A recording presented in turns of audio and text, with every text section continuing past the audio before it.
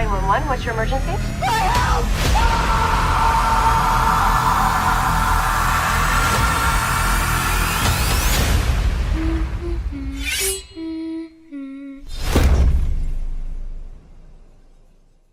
Hey crime champs, get ready to dive deeper into the world of true crime. I'm thrilled to announce my brand new channel, Crime Champs Clips. This is your go-to spot for bite-sized doses of the most gripping moments from my main channel, plus exclusive clips you won't find anywhere else. Think behind-the-scenes insights, untold stories, and quick hits of your favorite cases, all designed to keep your crime-solving instincts sharp. Don't miss a single second. Please take just 2 seconds to hit that subscribe button and the notification bell. Remember to select all notifications so you don't miss a thing. You'll find the link waiting for you in the description and pinned in the comments below. Thanks for being the best community a crime champ could ask for. Any water in the restroom or anything before we talk to each other? Just water. Okay, we'll walk you for some water over now. Okay. Those are cool shoes, by the way. Thank you. They were on sale 110 over there at Journeys. No shit. I'll have to go get me some. I like them because they give me an extra height. I feel like I'm 6 foot. Do you want to get water or? Yeah, let's walk and get some water.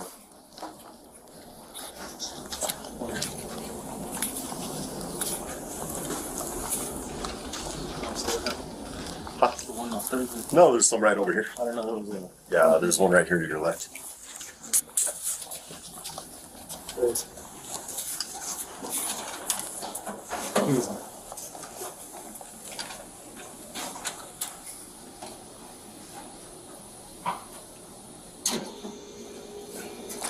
Let's go back over this way, Isaac. Isaac, from what I understand, you called us, right? You called 911? My mother, Linda Montoya, called first, and then I proceeded to get off the phone with the dispatcher. Okay. We'll have everyone else come here to take these off. Yeah. Take the cuffs off. I have no reason to believe you to be a suspect right now or anything like that. We're going to take the handcuffs off. Is that okay with you? Yes. Okay. And I apologize for that. We don't know what's going on early on in these situations, so we just have a little bit more caution. I hope you understand, okay? I understand. Cool. Well, just because everything is kind of newer and developing, and like I said, we don't really know fully what's going on, I do want to advise you of your constitutional rights before we talk at all. Again, as far as I can tell right now, you're not a suspect. You didn't do anything wrong, from my understanding of everyone I've talked to, but it doesn't hurt to get a refresher on your rights. So we're just going to read through these, and then we'll talk more afterwards after we get through them. Sound good to you? Sound good. Alrighty, man. I'm going to read this verbatim, okay? This is the Santa Fe Police Department Advisor/Waiver of Constitutional Rights. Before answering any questions asked by Detective Hoged V. Hill, that's me, of the Santa Fe Police Department, I fully understand the following. I understand that I have the right to remain silent. Do you understand what that means? Yes. Okay, initial right there for me, please.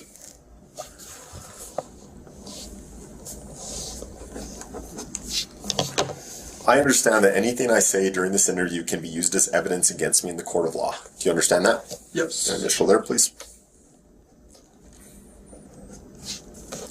I understand that I have the right to an attorney before and during questioning, and at all times. Do you understand that? Yes. I understand that if I cannot afford an attorney, one will be provided for me without cost to me or to my family. Do you understand that? Yes. Okay, initial there. I understand that if I decide to answer any questions or make any statements, I still have the right to stop answering at any time. You understand that? Initial there. Yes. Pretty easy stuff. I have been advised of the above-mentioned constitutional rights and acknowledge that I fully understand them and have had them read explained to me to my satisfaction. Furthermore, I consent to answering questions pertaining to, and I'm going to put the case number here, okay? All right. The case number for this incident that we're investigating is 2022-011401, which occurred on today's date, which is October 29th, 10/29 of 2022. and I do not wish to have an attorney present. I also understand that even though I consent to this interview, I can stop answering questions at any time I wish to do so. If you understand all that, sign, date, and put the time there, please.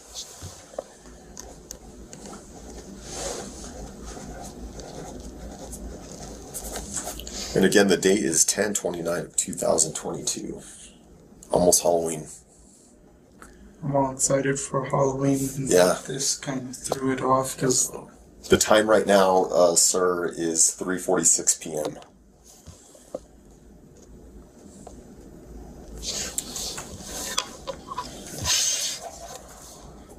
I'll be one of your witnesses. Yeah, you know what she's driving. And Detective Gonzalez here will be the witness, okay? You can just hold on to that for us, alright? Okay. Excited for Halloween? Did you have any costumes set aside you're gonna dress up as or anything?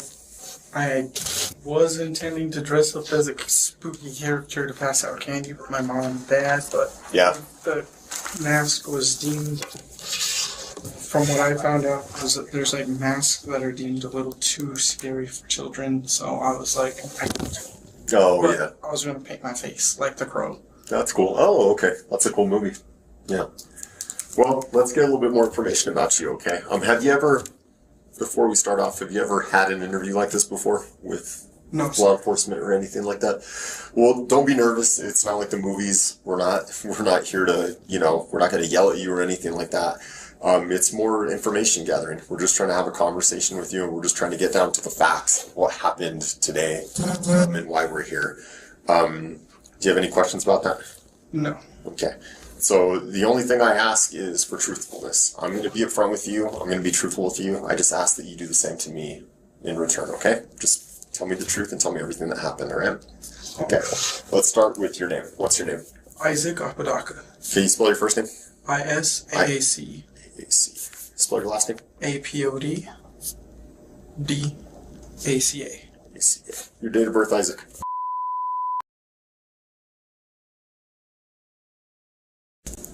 I'm old.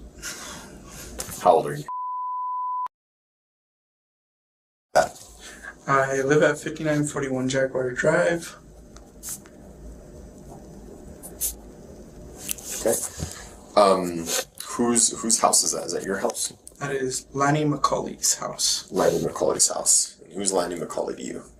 She is mother-in-law. Mother-in-law? Yes. So mother-in-law, I presume you're married? Not yet. Not yet. Okay. We've pushed off the wedding far down the line, so Engaged then. yes. Okay. So who's your fiance? Kiara McCulley.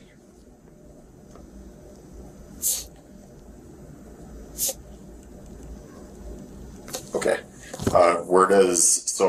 Because it's Lonnie McCauley's house, does she live there or does she live somewhere else? She lives there. Okay. In the main house. In the main house at 5941 Jaguar Drive. Correct. And when you say the main house, what do you mean by that? The main house, there's a garage in the backyard that's separated from the main house. It would be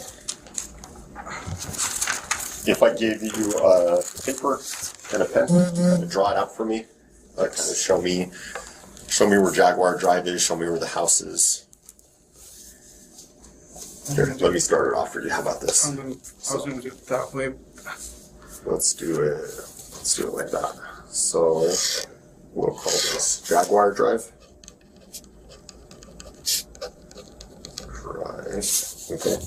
And let's say the house and everything is right there. So kind of like if you're looking at it, as it runs this way. Okay.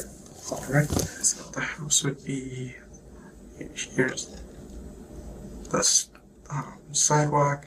Then the house goes like this. Mm-hmm. Up.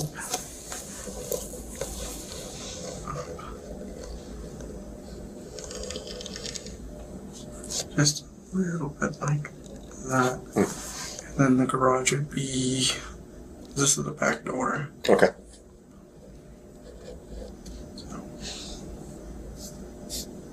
right here would be the garage. I'm horrible at drawing. Sorry. It's okay. I'm not so good myself. If you could tell from my road, my lines aren't straight at all. That's a part driving. So what's all this in between? Is this all part of the property? This would be yard. Gotcha. Okay. And then is it cut off here on this side too? Yes. I have to go. Okay. Can you put the numbers of the address here? I think you said 5941. Okay, gotcha. Cool. I'm a visual person, so things like this help me a lot. Okay, so let's put this to the side for a minute, and we'll kind of reference this as we kind of describe what's going on here. So again, you said you live here. So do you live in the main house, or do you live in the garage? In the garage. You live in the garage. How long have you been living in the garage? A year and a half? No, a year. Yeah, a year and a month, actually. I don't know why I said year and a half. Okay. And how long have you been in a relationship with Kiara? 3 years. And 3 years, 10 months. 3 years and 10 months. Almost 4 years. And you've been staying here for about a year and a month, you said, right? Okay. Now, going back to talking about Lonnie McCauley, you said she lives here in the main house? Yes. Okay. Where does Kiara live? In the garage. Okay, so you and Kiara live in the garage. Okay, cool. That gives me some good background. Okay, let's bring ourselves to today. And kind of why we're here.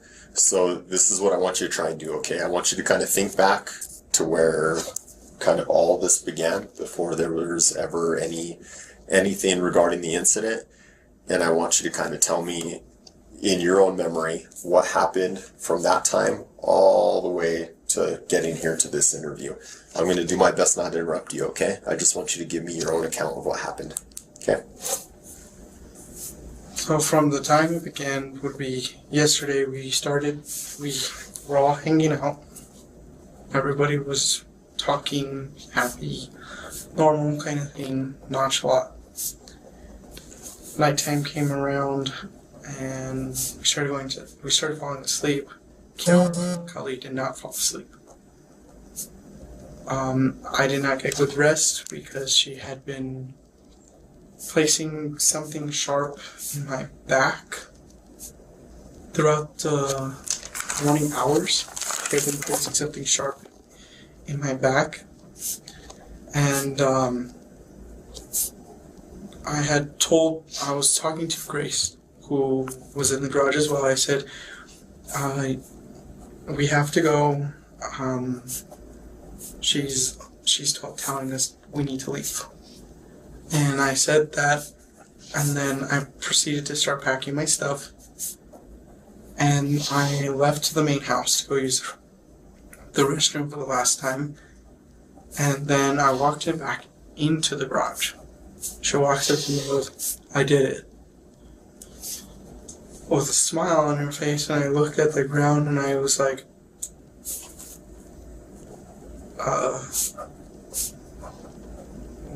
what do I do now? So I called my mom immediately to let her know that something happened. My mom proceeded to call 911 to let the dispatcher know exactly what happened. And the dispatcher called me to make sure everything was okay. I got greeted by the cops because they detained me, which was normal, but they noticed that I was freaking out. Everybody that was around me was noticing I was freaking out. I was really scared because I've witnessed... Sorry. It's okay. I've witnessed my friend getting shot. So, Separately from this? Yes. It was a while back. I was asked to be his best man at his wedding. And I was sitting in the back seat. Guy walked up, blew his brains out. They landed on me. I have to testify in court, and I'm super anything like this gets me super traumatized, and Yeah, it's a traumatic event. I can imagine. And I saw my friend laying on the ground. This is going to be back to when I went back in the garage. When I saw her in the ground, on the ground, I was like, I couldn't say anything because I was like, this is another one of my friends gone. I keep losing friends left and right.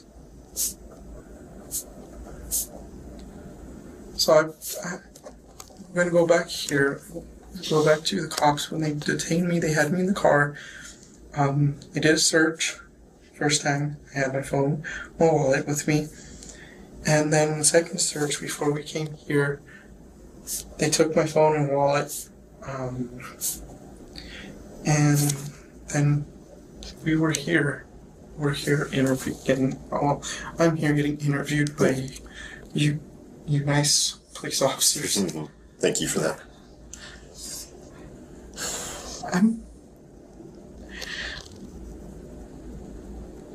I'm scared right now. What are you scared of? Of what just happened. It's a lot to take in, I can imagine. Can I re-clarify some of the stuff you told me?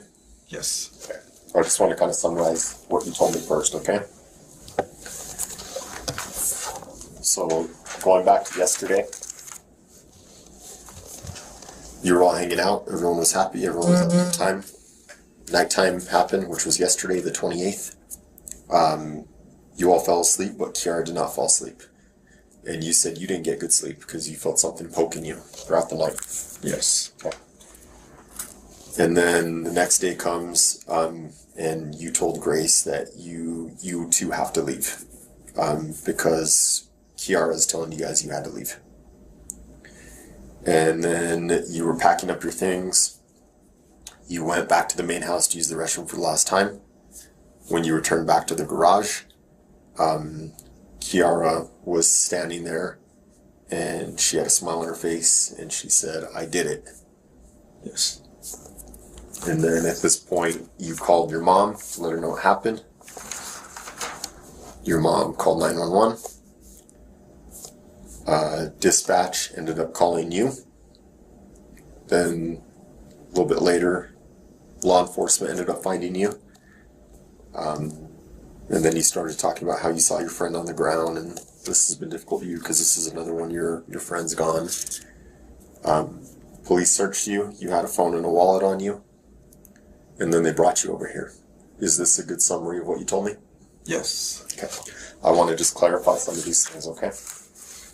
Just kind of fill in some of these gaps so that I have a better understanding of what happened. So, you're saying yesterday you're all hanging out and you're all happy. So, who is all of you? Who all was hanging out? Kiara, Grace. Okay. Isaac, Kiara, and Grace. Okay. Where were you hanging out at? In the garage.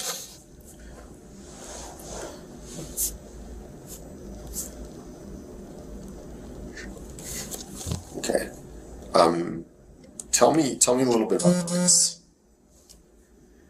Grace, I met her through Snapchat, and it was one of the weirdest circumstances. I was 20 at the time, and she was 16, and I know I'm admitting something that I did wrong there. Mm-hmm. But we started hanging out as friends, and she became like one of my best friends. I have a long list of best friends that Right. are really nice to me, and they treat me with a lot of respect. And after a while, I lost contact with Grace, but then Grace contacted me saying, "Hey, I don't feel safe in Albuquerque," and that was last night. And she wanted to come hang out. And I was like, "Okay, cool. Just let me know when you're here, and I'll let you in." And she got there, I let her in. She and Kiara started talking. Everything looked like it was going good. Well, from what I perceived. It looked like it was going good. And then she fell asleep last night. She fell asleep. I tried falling asleep and I kept getting prodded with something in my back. I don't know what it was, but it was hurting my back. Lower back. I have a limber spine. Mm-hmm. And part of my lower back is thinner than normal, so anything go wrong there, I'm Sure. done. Yeah. So you met Grace through Snapchat. How long ago did you meet Grace? That was 2018.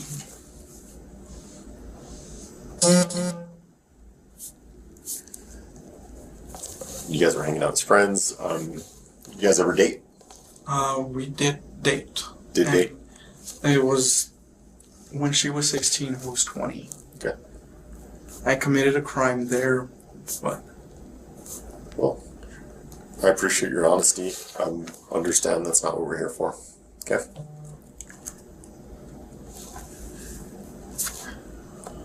Okay, you guys dated for a while and then you lost contact. So this period of losing contact, would it be safe to call that a breakup or what was that? it was a breakup. Okay. So could I describe Grace as an ex-girlfriend? Would that be a Yes. fair way to describe her? Okay. So Grace contacts you yesterday. How did she contact you? Through Instagram. Okay.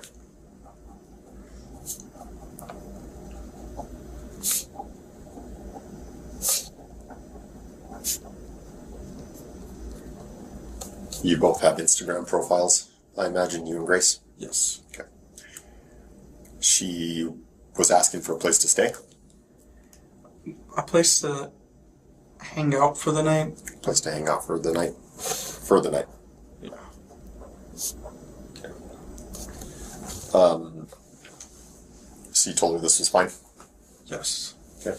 What time did she get to your place, the garage, we'll call it? What time did she get there last night? 11:32 p.m. That's very specific. How do you remember that exact time? I kept seeing I kept looking at my phone, and when she said she's here, that's the time that it showed up on there. You have a good memory.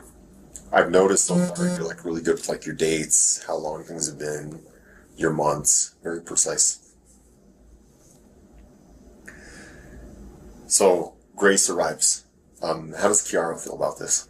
Because Kiara is your fiance of almost 4 years. Kiara was, last night I had to tell her to stop being violent. She was being violent towards me prior to Grace contacting me. How so? She kept threatening me with a sword, threatening me with a knife. There was a butterfly knife that's in the room. I had to grab out of her hand and I threw it across the garage because she had it like right here.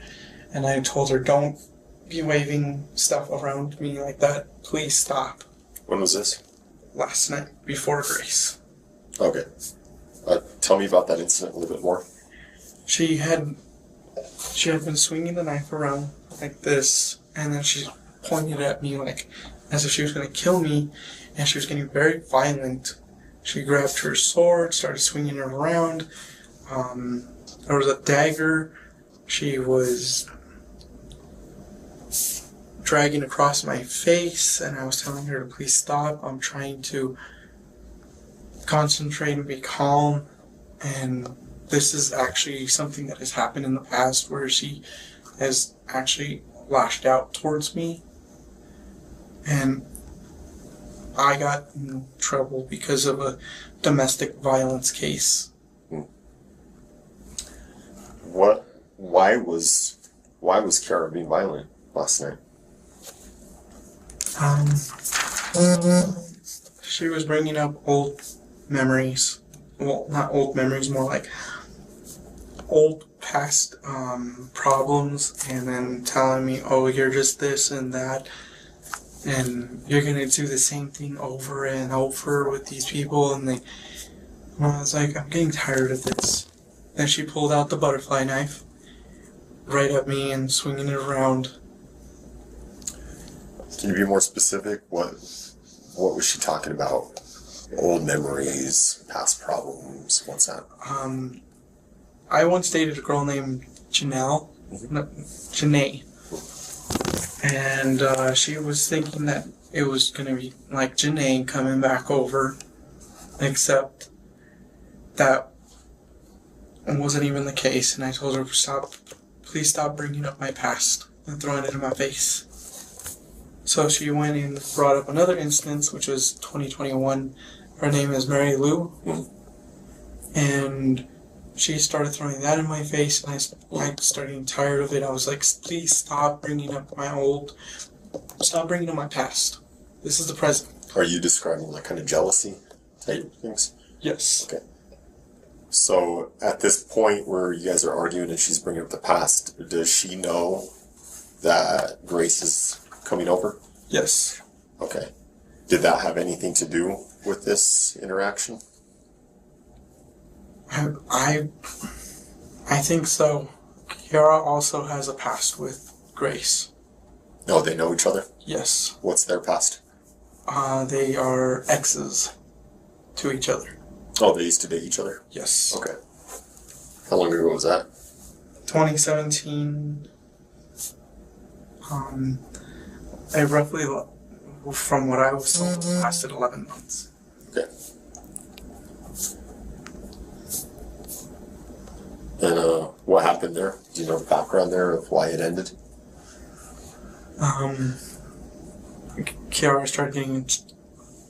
Kiara and her started a fight one night.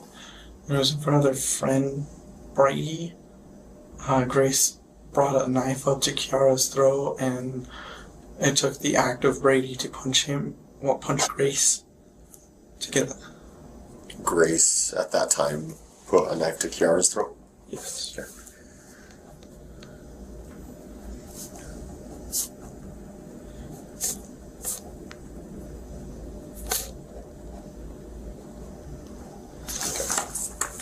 So kind of going back to last night, to yesterday, you guys are all hanging out.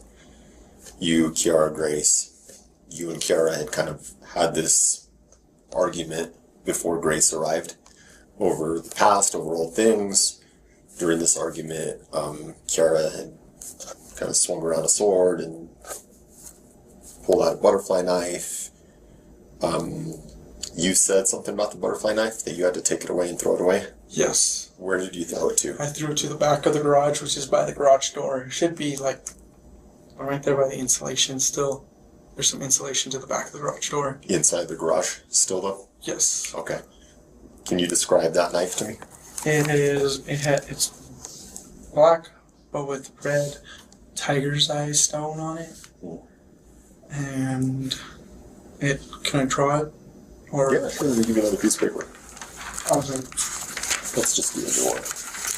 Keep things clean. There you go. Draw the butterfly there. Let's see. Put that.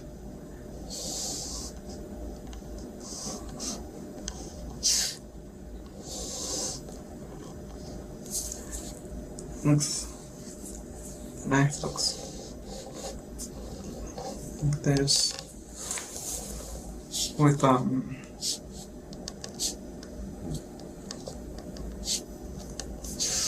and there's the tiger's eye stone right here, all the way down. But this is all this would be the tiger's eye stone, and it's not that big, but it's a bit bigger. Can we title this butterfly knife up on top?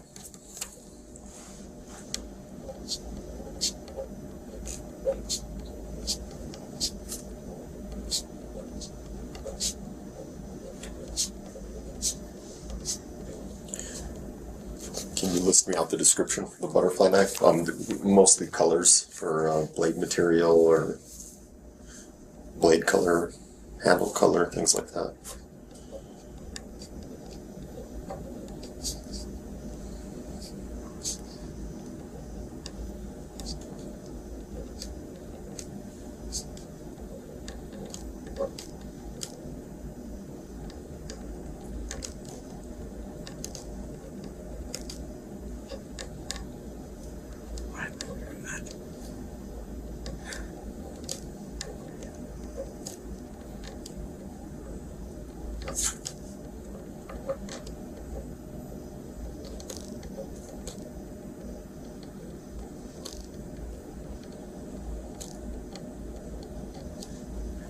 Yeah, they'll probably suffice.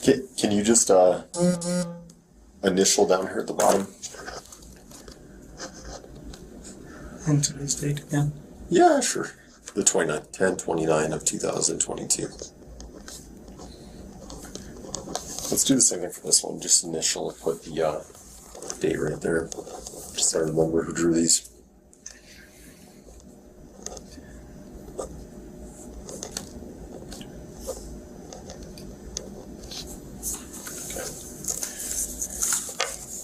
We talked about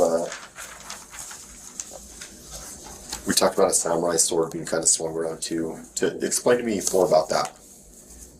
It's more like a old English kind of sword. I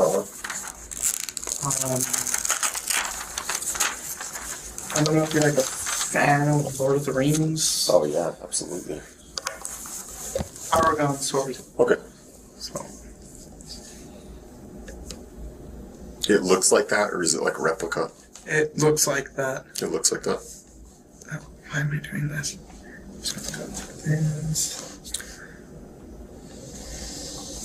So who does this knife belong to? Kiara. Kiara. Who does the sword belong to? Kiara. Kiara. What about the dagger? Who does that belong to? Kiara. Cara.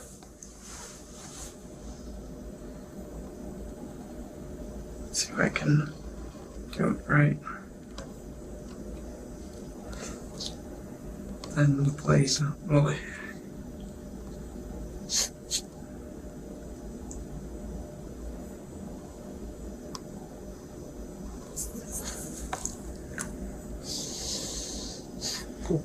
Let's title this one Sword.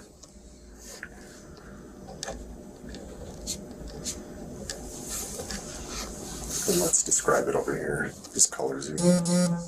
Blade color, handle color.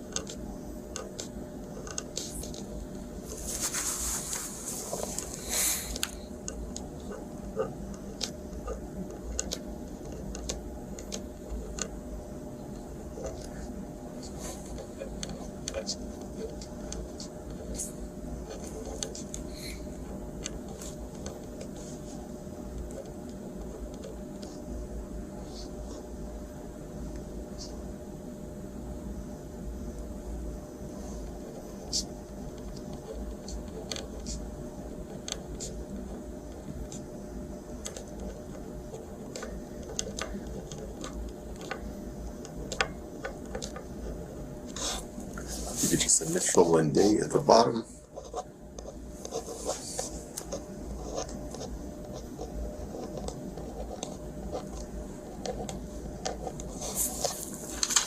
Okay, sword, stainless steel blade. That's the blade here, right? yes. Black hilt. That would be this whole part, right? Yes. Okay, with black sheath. I also put in parentheses. Battle ready. It is sharp. Battle ready, it is sharp. Gotcha, okay. So let's talk more about the sword in regards to last night's incident with Kiara. What was she doing with the sword? Going like this, and then pointing it right here. She nicked me right there in the arm, and nicked me right across. Why was she doing that? To see if I was scared of her. To see if you were scared of her? Is that what she said, or is that what you think? That's what she said. That's what she said. Are you scared of me? Just like that, and I was like, a bit, yes, I'm very scared right now. You also mentioned a dagger. Yes. What happened with the dagger last night? The dagger, she was, I think for a fact that was the thing that was getting stabbed in my back. And it was just going but last night she was also scratching it across my face. Like, does this scare you? And where was this all happening at? In the garage. In the garage. Can we draw the dagger as well, please? Same thing with these other two.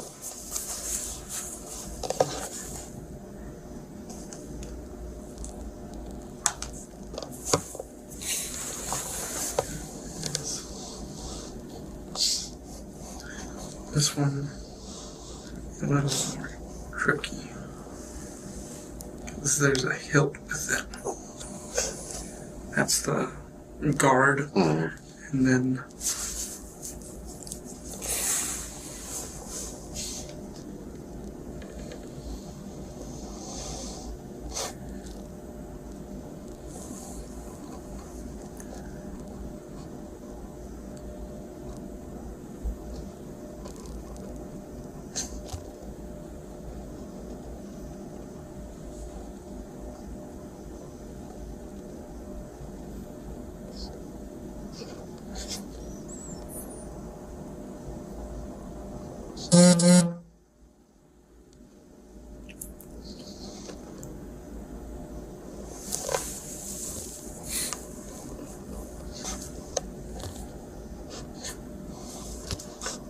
same thing, just like this. Yes, please.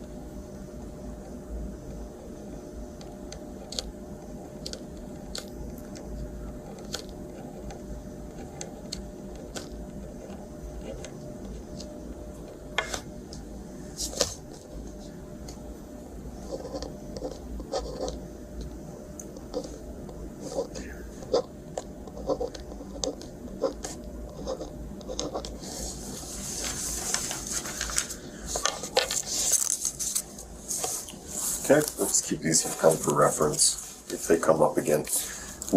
I know we talked about the location of what happened with the butterfly knife. You got thrown in the garage. After last night, what happened with the sword? The sword was just placed on the ground. Okay, in the garage. Yes. Okay, in the sheath or not in the sheath? In the sheath. In the sheath. What about the dagger? What happened to the dagger last night? I do not know where the dagger is. Okay. Okay, going back into your original account of what happened. Nighttime came, everyone fell asleep, but Kiara did not fall asleep. And you were kind of talking about it earlier that you were feeling something poking you and that you're pretty sure it was this dagger.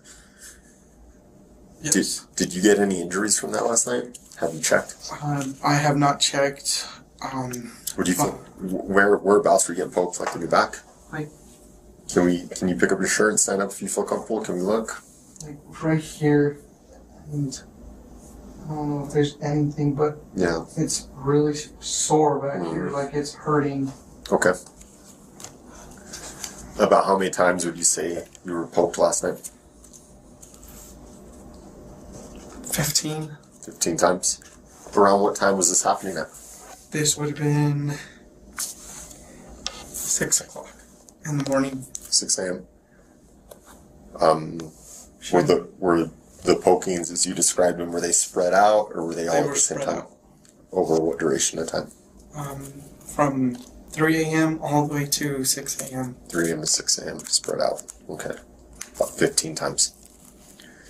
And did you guys talk at all? Did you say anything when this was happening, or what? I told her to stop it. Please stop, and she didn't want to. Did she say why she was doing that? She listened. And then turned over, and then it started all over again.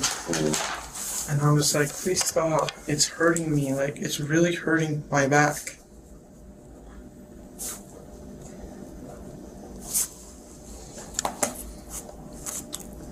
So in your original statement, you say that Kiara was poking you in the back, and then we kind of jumped to you telling Grace you guys had to go because Kiara didn't want you there anymore.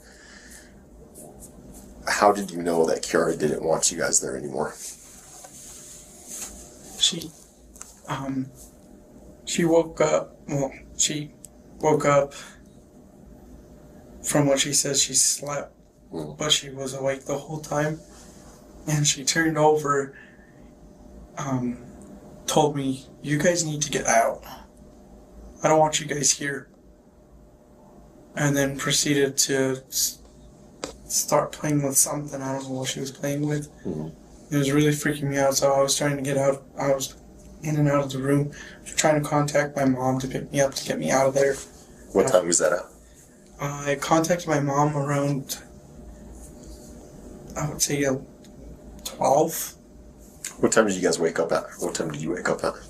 I woke up at about 7:50. 7:50 a.m.? Yes. So at what time did Kiara tell you guys had to leave? She told us we had to leave at about 8:30. Okay.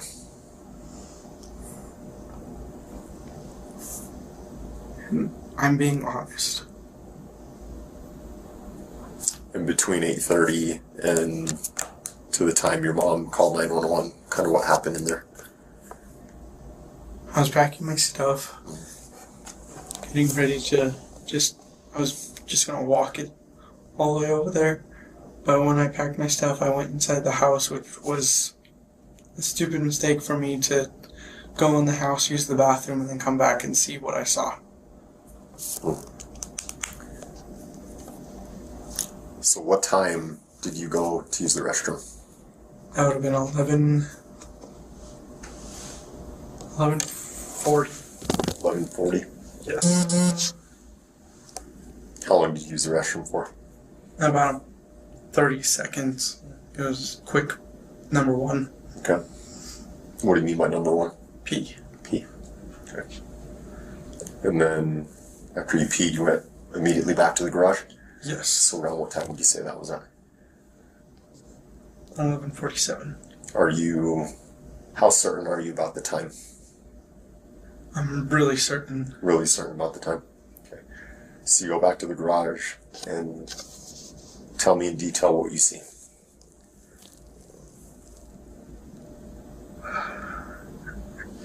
I walk in, she yells, she tells me, I didn't mean to say she yelled, she goes, I did it. I look at the ground and I see someone dead. I see an ear hanging. And I'm like, You see someone dead. Who is that someone? Grace. How do you know she's dead? Because Kiara goes, I got her across the throat, and she did the gurgle. And I'm like, what do I do now? I need to get out of here. Do you know why Kiara did this?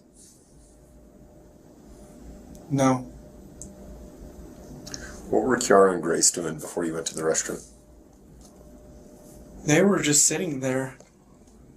They were sitting on the bed, and when I went back, that's what happened. I was like, what? This is, this is way too quick. What just happened?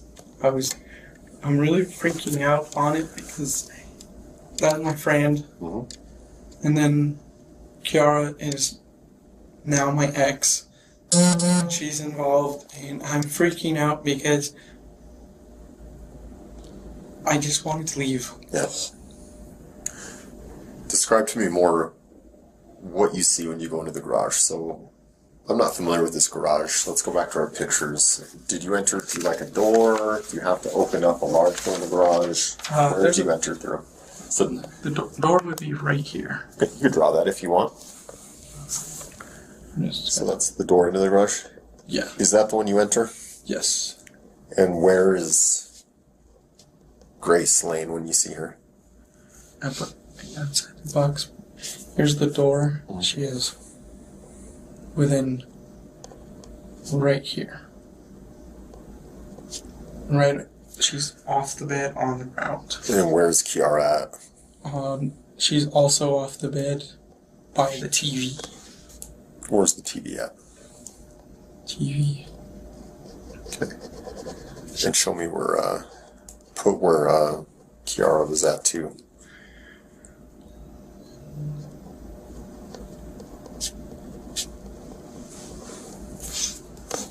Okay.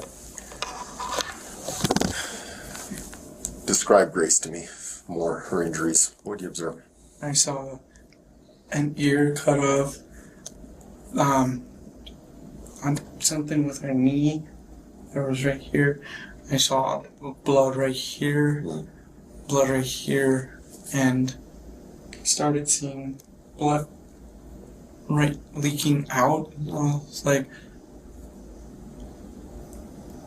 I saw blood leaking out, and she was just like that. That's not me making fun of that.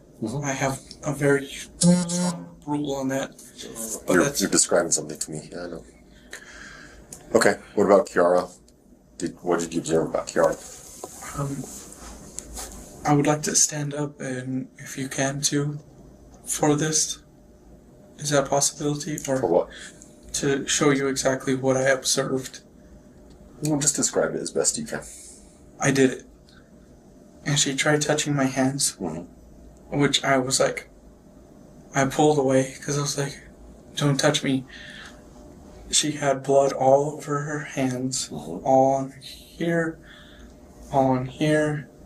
right here, and on her face. There's blood all over. And I was like, just don't touch me, please. Did she touch you? She tried to, and she tried touching me like right over here, and she did not successfully touch me because I pulled away really fast. Did any blood get on you? No. No. Okay. So she tells you this, and then what happens? She's all, I'm gonna get rid of it. What does she mean by it? Grace. She's gonna get rid of it? Yes. What do you think she meant by that? She was gonna, she said she had called somebody that, after she said I did it, she said she had called somebody to come help her pick up the body. Who'd she call? A guy named Al. Al? Yes. Do you know who this is? Al, all I know is his name is Al, and African American, and besides that, he would be my age, and that's it. Have you ever met him before? No. How do you know he's African American? That's what Kiara had described him to be. So that was her plan to get rid of the body? Al was going to come help her? Yes. Ooh. Where were they going to take the body? I don't know. Can you tell me anything else about Al? No. So she has a plan, she's going to get rid of the body, then what happens? Is this conversation happening in the garage? This conversation is happening right there in the garage, and I walked out of the garage because she goes, I'm going to go take a shower so I can get cleaned up and look better. I'm like, okay, I'm just going to go right over here by the gate, and I'm going to make a phone call real quick. phone call I made was my mom. Mm-hmm. And What time did you call your mom at? that would have been around 12. 12. What did you tell your mom? I was like, can you guys pick me up, please? And they're like, no, but you can come over. What's going on? I was like, I just witnessed something very bad. And my mom's all, what did you witness? I walked in on, I said, I walked in on, then I stumbled my word, and I said, Kiara killed Grace, and that's what I walked in on. And she's like, I'm calling 911 right now. And after that, I walked over to AP Wireless because I felt like that would have been a safe space for me to be.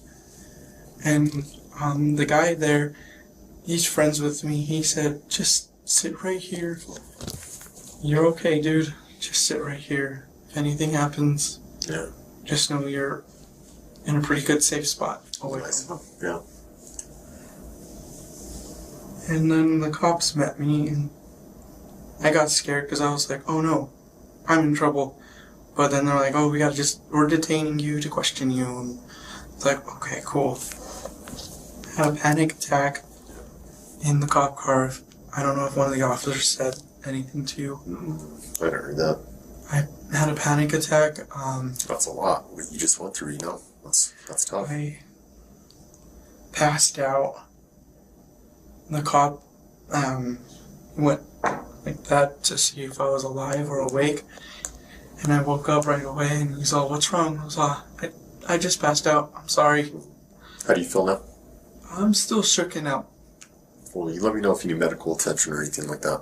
I know this stuff is difficult. Okay?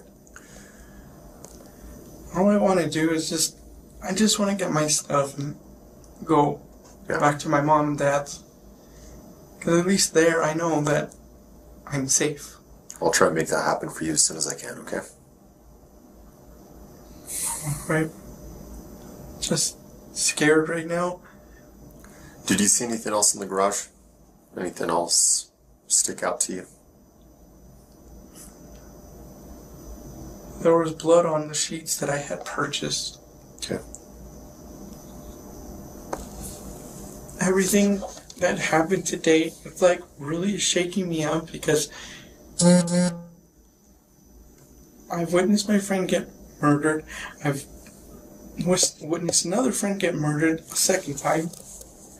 I've been robbed. I've just been on an unlucky streak of shit happening to me. Yeah. And I'm not okay right now. Sorry if my voice is low. I'm getting over a sickness. It's okay. Did you see any weapons inside the garage? Just the sword, it was right there. What did it look like? Well, not like a bad description, but like... There was blood all over it. Blood on the sword. Why do you think there was blood all over it?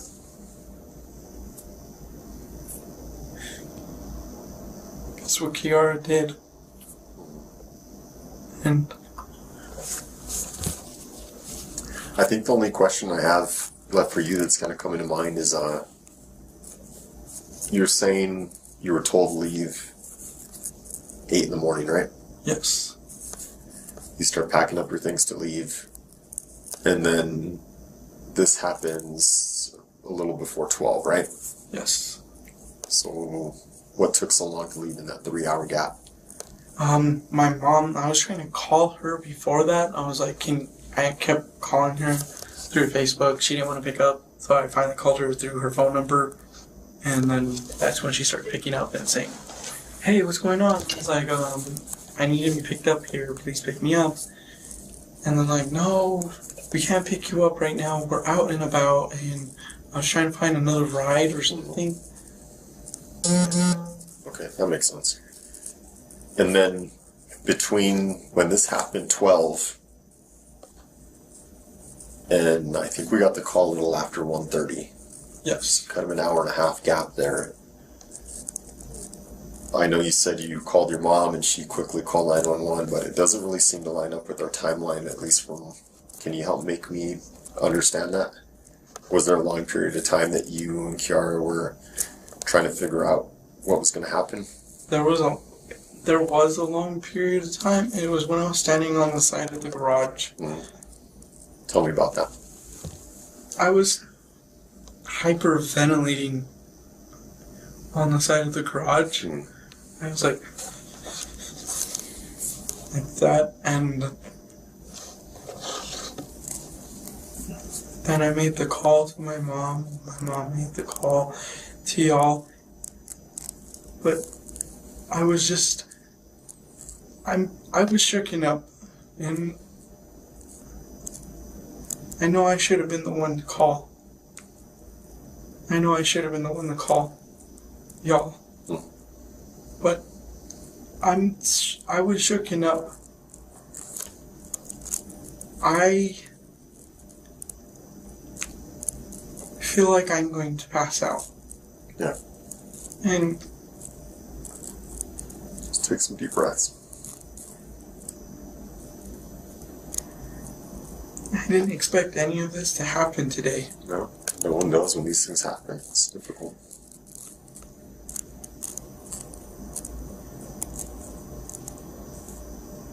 Hey, look up at me. You didn't do anything wrong. Right? Right. Sometimes things happen. Finds who we are is kind of how we move forward with things. Would you agree? Yes. You've been super truthful this whole time from what I can tell, and we really much appreciate that. I got one more question. I want you to be real truthful with it, as you have been this whole time, okay? Yes. That at any point did you think of, or did it cross your mind, or did you start helping Kiara with covering this up at all? No. No. At any point did you help Kiara injure Grace or do anything to Grace? No. No. Okay. And if anything like that did happen, or there's anything I'm missing to the story, now's the time to tell me, so I get the truthful statement from you right off the bat. Is there anything anyone else is going to say about this that's going to contradict that? No. Okay.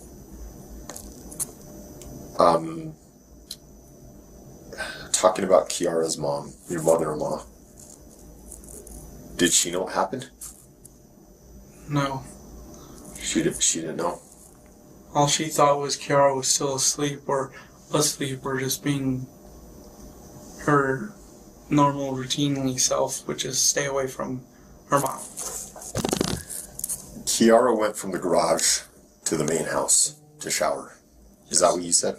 Yes. And she was covered in blood. Yes. And her mom was in the house at that time? Yes. Did her mom see her covered in blood? I do not know. I was already handcuffed and in a cop car, and I don't know.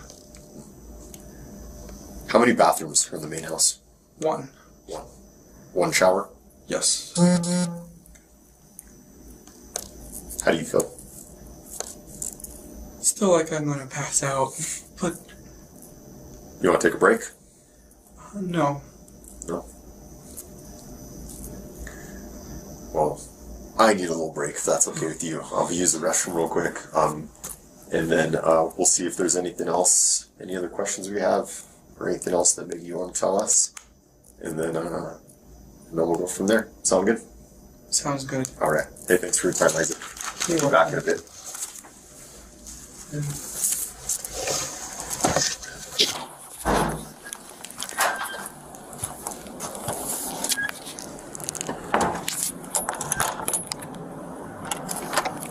Video off.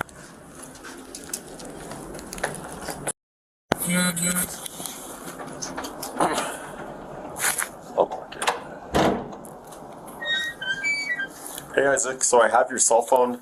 I know our cell phones are very important to us because we have pretty much all our personal information on them and everything. So I do want to try and get this back to you as soon as possible. Given that there were kind of messages and stuff, and this is still an active investigation, there is reason to believe that there is potentially evidence on your phone of, you know, messages of you interacting with either, you know, your fiance or ex-fiance now, or Grace. So one way or another, we are going to have to look at the data on the phone. So there's a couple ways that we can go about this, and I want to give you all the information so you can make a well-informed decision. Make sense?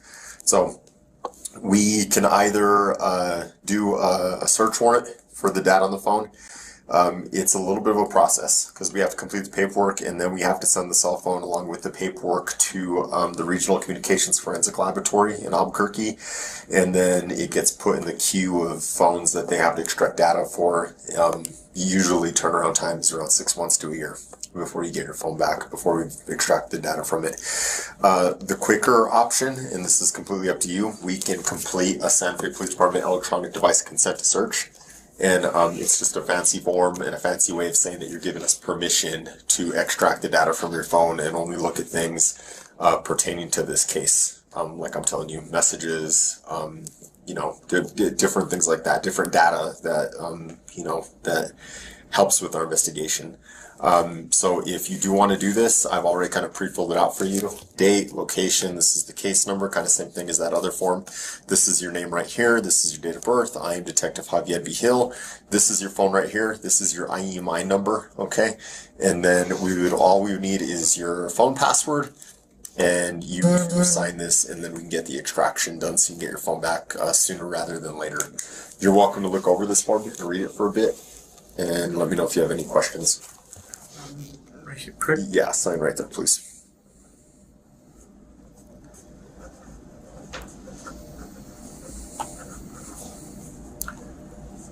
And today's date. 10/29/2002. And it is 5:16 p.m.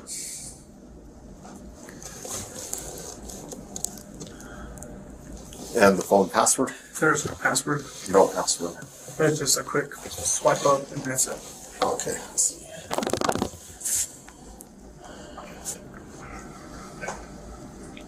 So since we have it here, I know the battery's close to 9, but I would like to manipulate it here with you just so you can explain anything to me as we loop through it. Now that to look through it.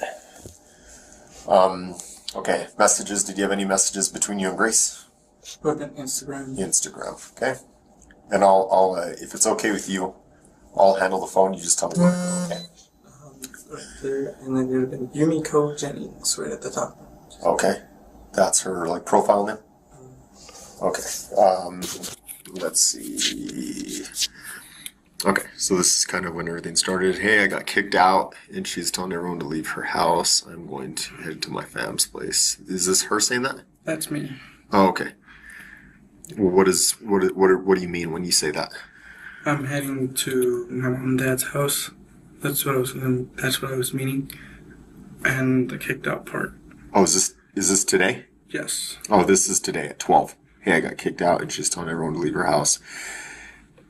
She is telling everyone to leave her house. Who is she? Kiara. Kiara. And I met at my fam's place. Okay, what happened? She just doesn't want us here, and I have to respect her wishes, and I'm getting my stuff. First of all, who? Second, my mom can only come get me at 3:30. Why is she kicking you out, and does she know I'm here?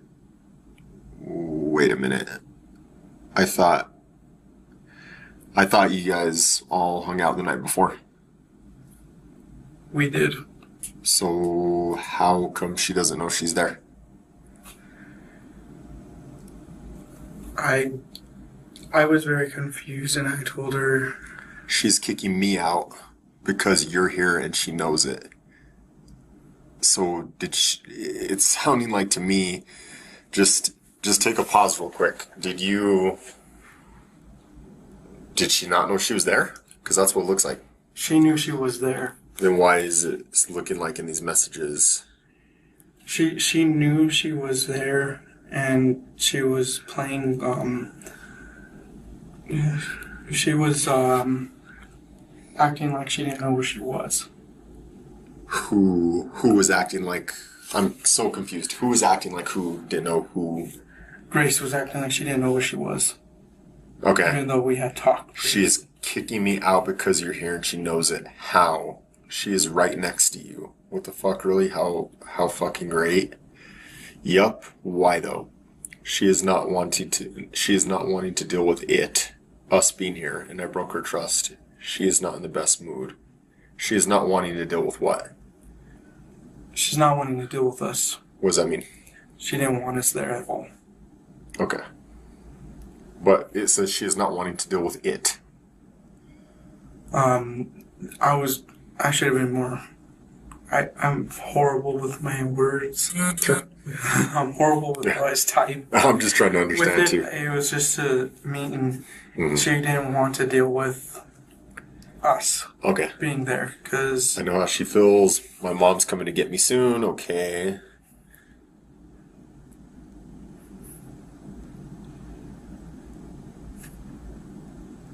And that was the part that threw me off. Was like, she's kicking us out.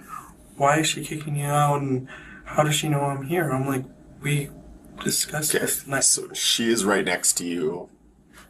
So that was your way of telling her, like, I'm referring to Kiara. Oh, okay. That makes a little bit more sense to me now. Okay. Where are your messages with Kiara? My messages with Kiara. And just tell me where to go. You're going to go out of there. Okay. They're going to be in Messenger. Oh, okay. And then that's my mom. And just ignore that. Sure.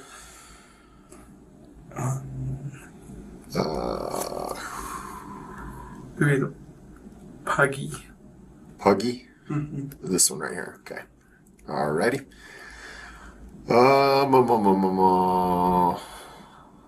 Let's see.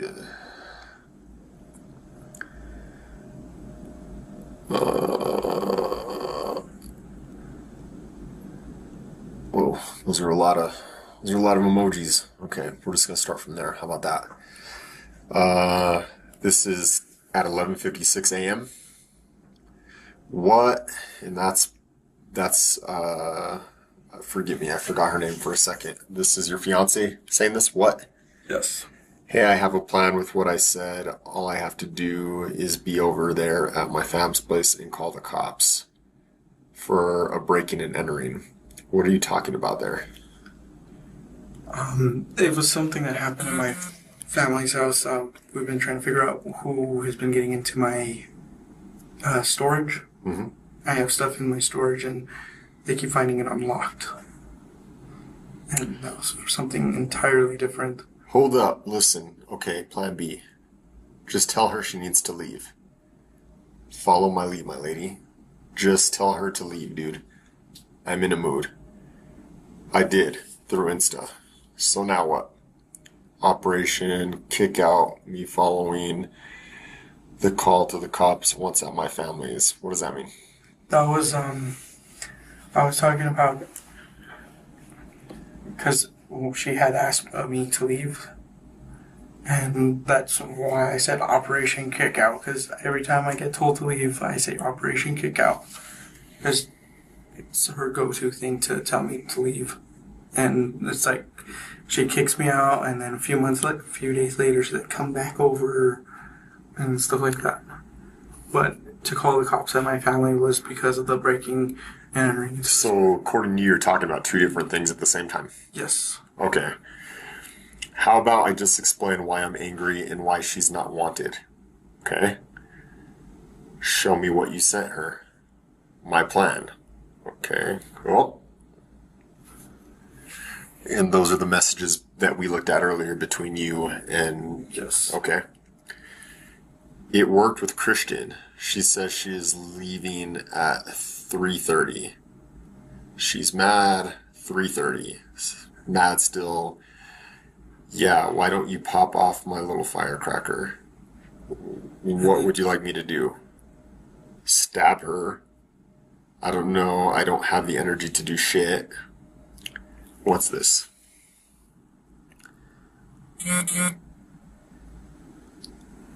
Read what she sent. Is she stupid? Yes. Okay. I am fake getting thrown out. I am fake getting thrown out. You're getting fake thrown out.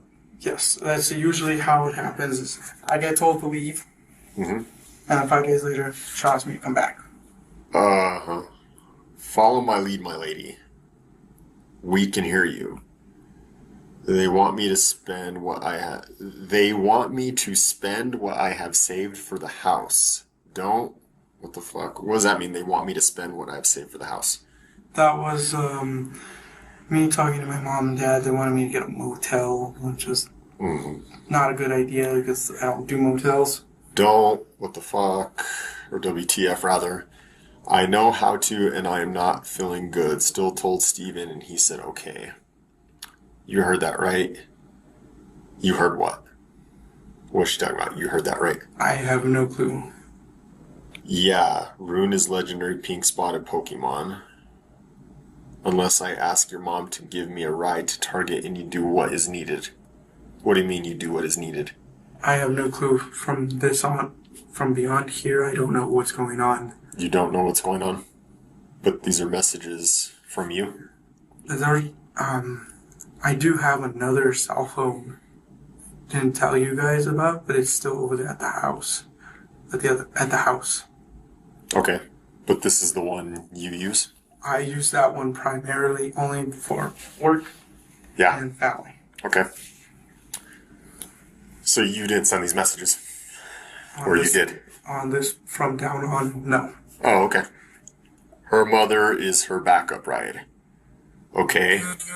Want me to get your mom to give me a ride to Target so you can take my stuff into the back room and her mom and your mom don't get into it? Yay or nay? Wait a bit, though.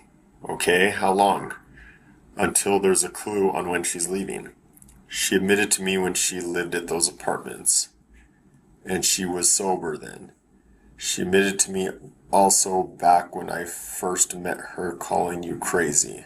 What are you talking about? I don't know. That's not me. That's not you? That's not me. Who is it? That's the other phone that's been, they were being used to message back and forth. Isaac, this is getting really weird, man. I have a second phone. You have a second phone? Yes. Where is that phone? That's at the house. Okay. It is logged into the same Facebook account. Okay. I don't know, man. These messages look a lot like there's some conspiring going on, some planning going on. What? From that point where I was telling you from... Even before then, it sounds like you guys are planning something. You're fake getting thrown out and what? I say fake getting thrown out, like I said, was... What I mean when I say fake getting thrown out is she'll tell me to leave. She's telling me that I'm getting thrown out, getting kicked out. And 5 days later, she's like, come back. Do you want to start over? Because I'm really confused with everything that's going on. Like, you're telling me you have two phones now, and those other messages aren't you, and it's what you're telling me, your statement, isn't lining up with these messages. Now, I told you at the beginning of this talk that we need to be truthful with this, right? I am being truthful. I do have a secondary phone. And I'm telling you the messages are not me. Those are not my messages. Whose messages do you think they are, then?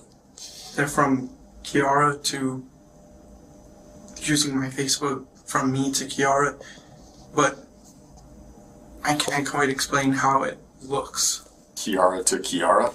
Yes. Why would she do that?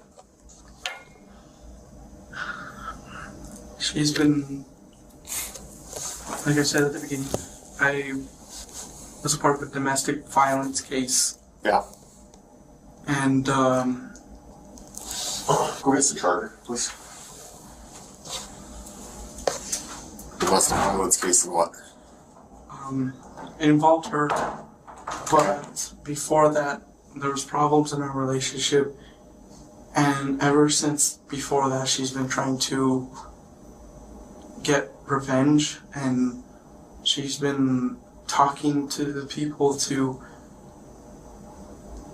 She's told me that she's wanting to ruin my life. and she's wanted to ruin my life for a while. Mm-hmm. So, and I'm being honest, there is 2 phones. The other phone is on top of the fridge in the garage. In the garage. Okay. What kind of phone is it? Samsung Galaxy S10 Plus, 512 gigabyte.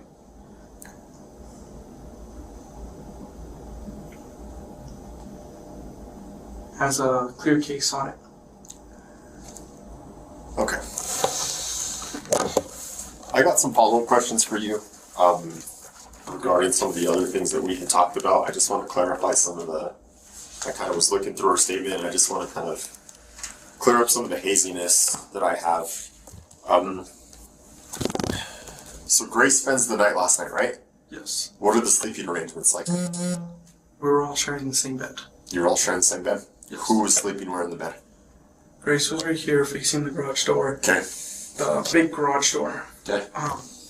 Cara was this way facing the little fridge, the mini fridge, and I was at the foot of the bed. I was at the foot of the bed. Say that one more time. I was at the foot of the bed. Yeah, where were the other 2? Grace was facing the garage door. Okay. Kiara was facing the mini fridge. Okay. And I was at the foot of the bed. Okay. And I remember earlier you talking about how you used to date Grace. Yes. Up until when? It would have been January, February, March, April. That was the last. April of what year? 2018. Okay. And between April and 2018 and yesterday, had you had any contact with Grace? I did have contact with her, and it was just like on and off. What kind of contact? Like, hey, how's it going? Like, how's your job going? And stuff like that. Okay. Any meetings? Any sex? Anything like that? No. No? Okay. What about Kiara? Kiara and Grace, they used to date at some point, right? Yes. After they broke up, did they have any contact with each other that you know about? Yes. Yeah. They kind of got, Kiara got me thrown in the middle of a whole heated debate, an argument about, I don't know, some incident that happened between them in their relationship, and I was just like, keep me out of it. When was that? This started 2019, extended into 2020, 2021, and today. Okay. All the way to today. And that argument I didn't want to be a part of because I'm the kind of guy that's like going peaceful, not argumentative. Sure. Was there any sexual interaction between anyone last night? No. No threesome or nothing like that between the 3 of you guys? No. Has that ever been anything you guys have ever done in the past, thought about doing? That did happen in the past, and Who was involved? it was first Kiara and this girl named Alex Lopez, Okay. and they were consenting to have a lesbian thing. Mhm. And then they called me to the room, and I was like, okay, cool. And I could come back to the room, probably watch TV. And they pressured me into getting involved with them. You didn't want to? Correct. Okay. And afterward, after everything was done, I did not feel the same. I How felt come?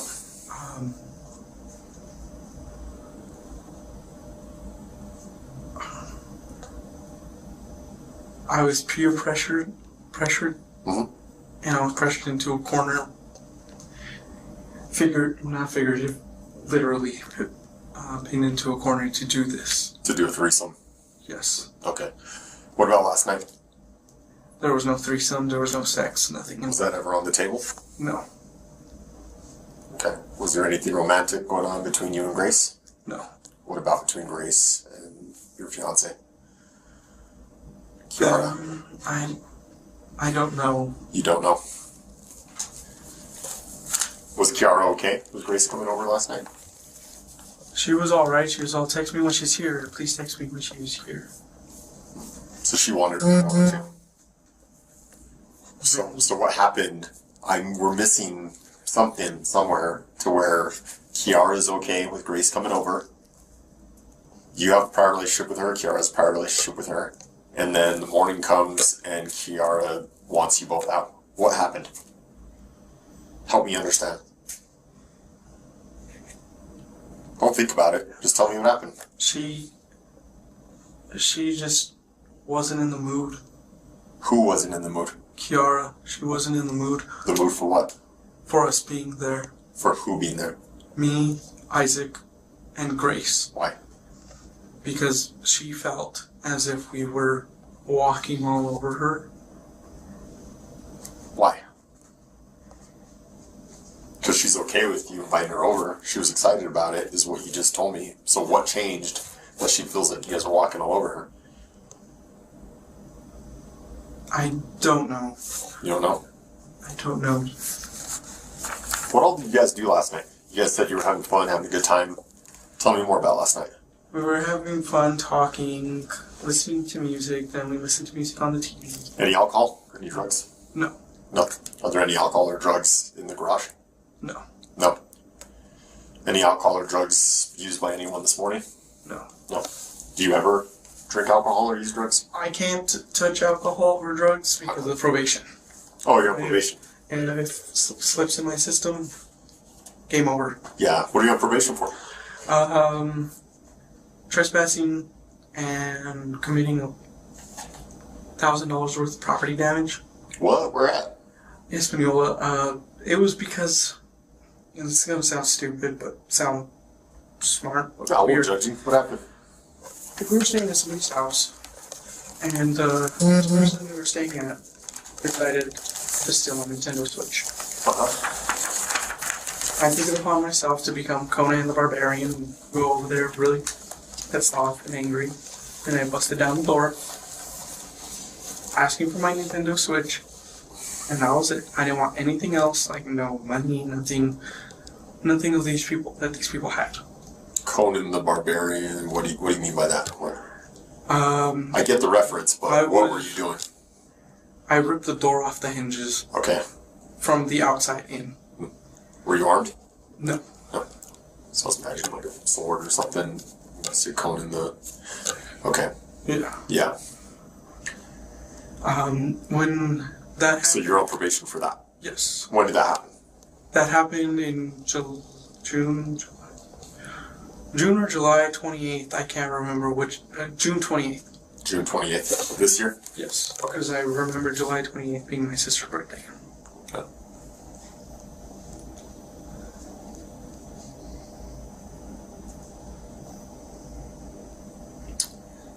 From what you're telling me about last night with you and Kiara, is there a history of domestic violence between you two? There is a history of domestic violence, yes. Tell me about some of that.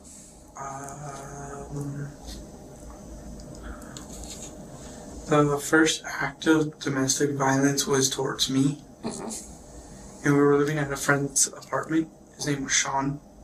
I can't think of his last name, but he's a bigger fellow. Sure. And I was talking to, because at the time, me and her had split up and she came over to live with us as roommates.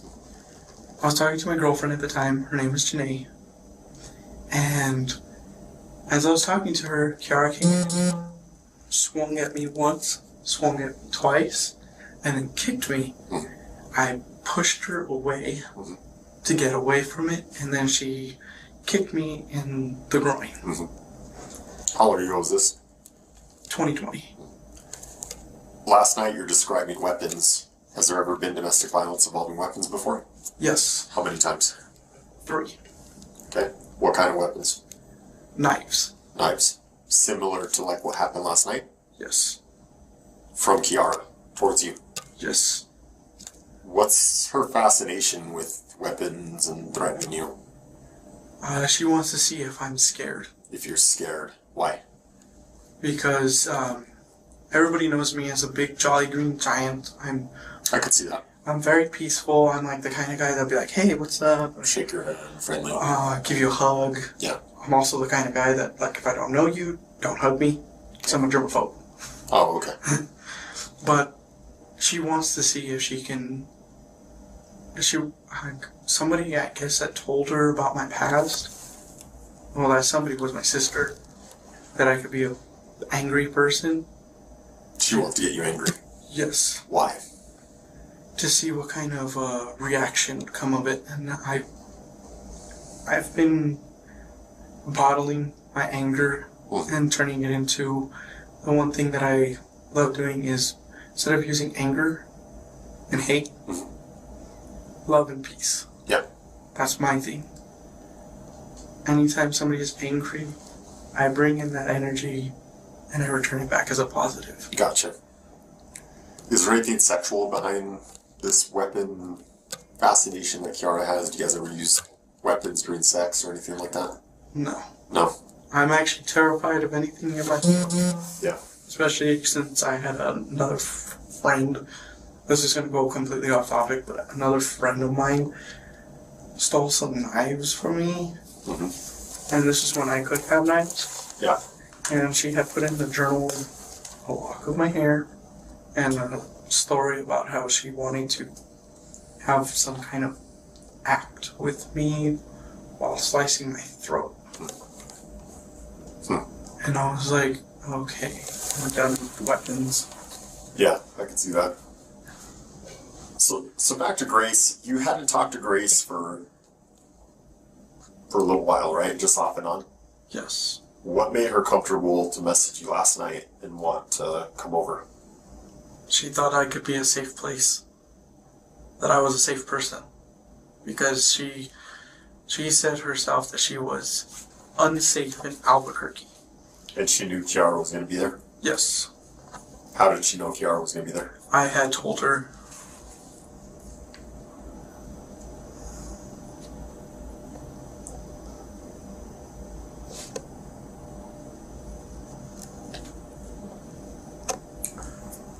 Going back to talking about Kiara and last night and her threatening you with the knife, you described her kind of putting the knife to your face? Yes. Right?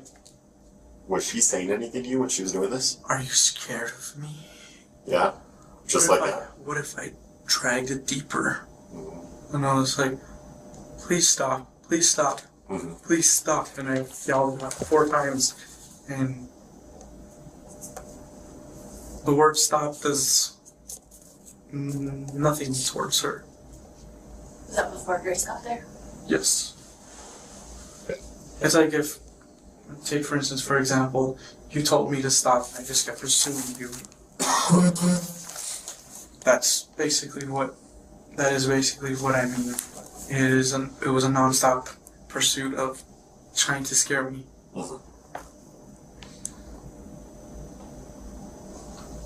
Let's probably charge a little bit. Let's see.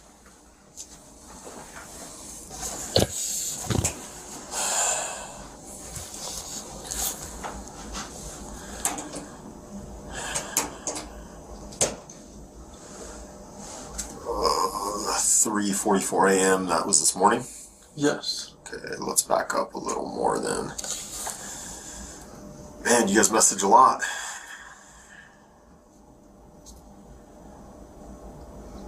So all these other messages above where you said those weren't your messages, the rest of these messages are you, right? Yes.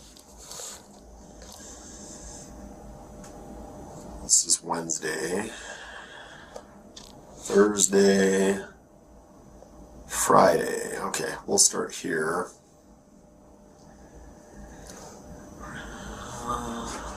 Friday at 6:28 p.m. So that would have been yesterday. Are you wanting to go to the store with me? She says, Kiara, I want to stay home. She says, I love you. She's back. Now, Kiara says, have her drop off her shot and the cat and then go to the park. My mom is up ATM. I need a quick escape. I'm going to go to the porch, avoid the porch. Did y'all just get to the garage? Stay in the back room. I'm already on the porch with the door locked. What's going on? I'm thinking to head to the park, okay? I'll let you know when I get there. Then you head there. I'll head there shortly. She's with you, yes? I'm here. Yes. We're talking, but we will head there shortly. What does the mushroom mean whenever she sends you a mushroom? It's supposed to mean like a mushroom fairy thing that she sends. A mushroom fairy thing? Yeah. What's the meaning behind it, though? I do not know. You don't know? I've tried to figure it out over time, but I cannot figure out what it means, because it's always a different meaning. Okay. I'm sitting at the table. Make it seem as though you promised to meet with a friend. I'm gonna call you and act like you almost forgot. Maybe I should just come home and scare her. On board right now. Should I just come home and go into my room and freak her the fuck out? What's going on there? What is she talking about? Last night she dressed up with the garb, and she had the sword and everything on her. She was walking around the park. Okay. In the middle of the night. Okay. And what?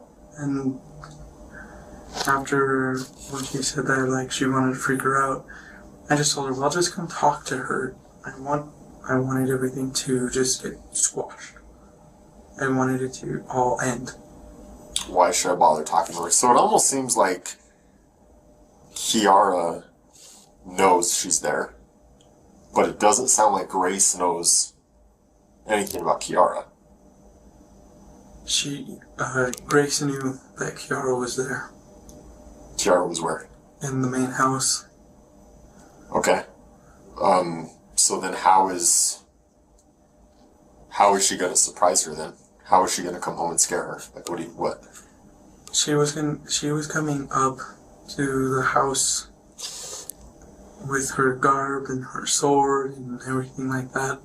It sounds like a fantastical tale, but she was gonna come up. Apparently she said that she was coming with her sword, and then she was gonna come in there, and she wanted to also kill me. And she said that over the phone, on a phone call. Okay. You coming to me or I'm coming to you? Why should I bother talking to her? That's all, Kiara. Then you say, you come to me, I told her you want to talk to her, and no arguing. I'm angry, hon. And then you say, I know, but it's better to reach a common sense of direction. She says, is the door unlocked? I look like a monster, dude. You said, yes. She says, I don't have anything nice to say. You say, I know, but be kind with your words, like when me and you talk instead of violence. Show compassion. She says, thumbs up. You say, you know what I mean. Platypus? Is that what you're saying? Platypus? Yeah. Rar rar. She says, get the conversation rolling, dude. I'm not feeling nice. You're too nice to make me feel good right now. Get her to talk. Not just fun stuff. I have things I want to talk about, but she's not going to respond well. She's never been the one to listen. Get her to talk so I have somewhere I can butt in. What is all this? What's going on when she's saying all this? We were talking, and as it was just at that moment right there, I was the one talking, doing all the talking. So you guys are already back in the garage at this point, all of you? Yes. Okay. I was doing all the talking, and I was telling her, "Will you talk? Will you please tell her what you gotta say?" What do they have to say? What is she trying to get her to talk about? They wanted to argue. About what? I don't know. You don't know? I don't know. I have things I want to talk about, but she's not going to respond well. What does she mean? What's the issue between them? It's because of the breakup that happened in 2017. Between who? Her and Grace. Kiara and Grace. So Kiara wants to talk about that? Yes. What about that? Kiara believed that she could rekindle something. Last night? Yes. Okay. So Kiara had interest in Grace to Yes. rekindle something. And how did you feel about that? I did not want to be a part of it. But that's your fiance, right? I didn't want to be a part of it, and I had already told her. I told her in person, saying I don't want to be a part of anything you have to do if you go on and move on forward with anything you do now. But you invited Grace over there. Yes. Okay. I want to play a couple songs, but I don't know how to talk. I'm uncomfortable. Lay your head on me, brat. Go in the house for a bit. What is going on? Trust me, just go inside for a bit. Just say you need the bathroom. Okay, and now we're at 3 a.m. Hey, can I come back? I don't know, can you? Yes. Dagger because it's blunt? What does that mean? Why are you telling her dagger because it's blunt? She asked me a question in the room, like, what is the difference between the dagger and the sword? Okay. And I messaged dagger because it's... Why is blunt better? She says you say it cuts like butter. She says just gonna stab the throat. Is that what she's trying to say? The thought. Just gonna stab the thought. Yes. Instant or will it take long? What does she mean? Instant. What do we do about the mess? What do we do about the mess? What mess?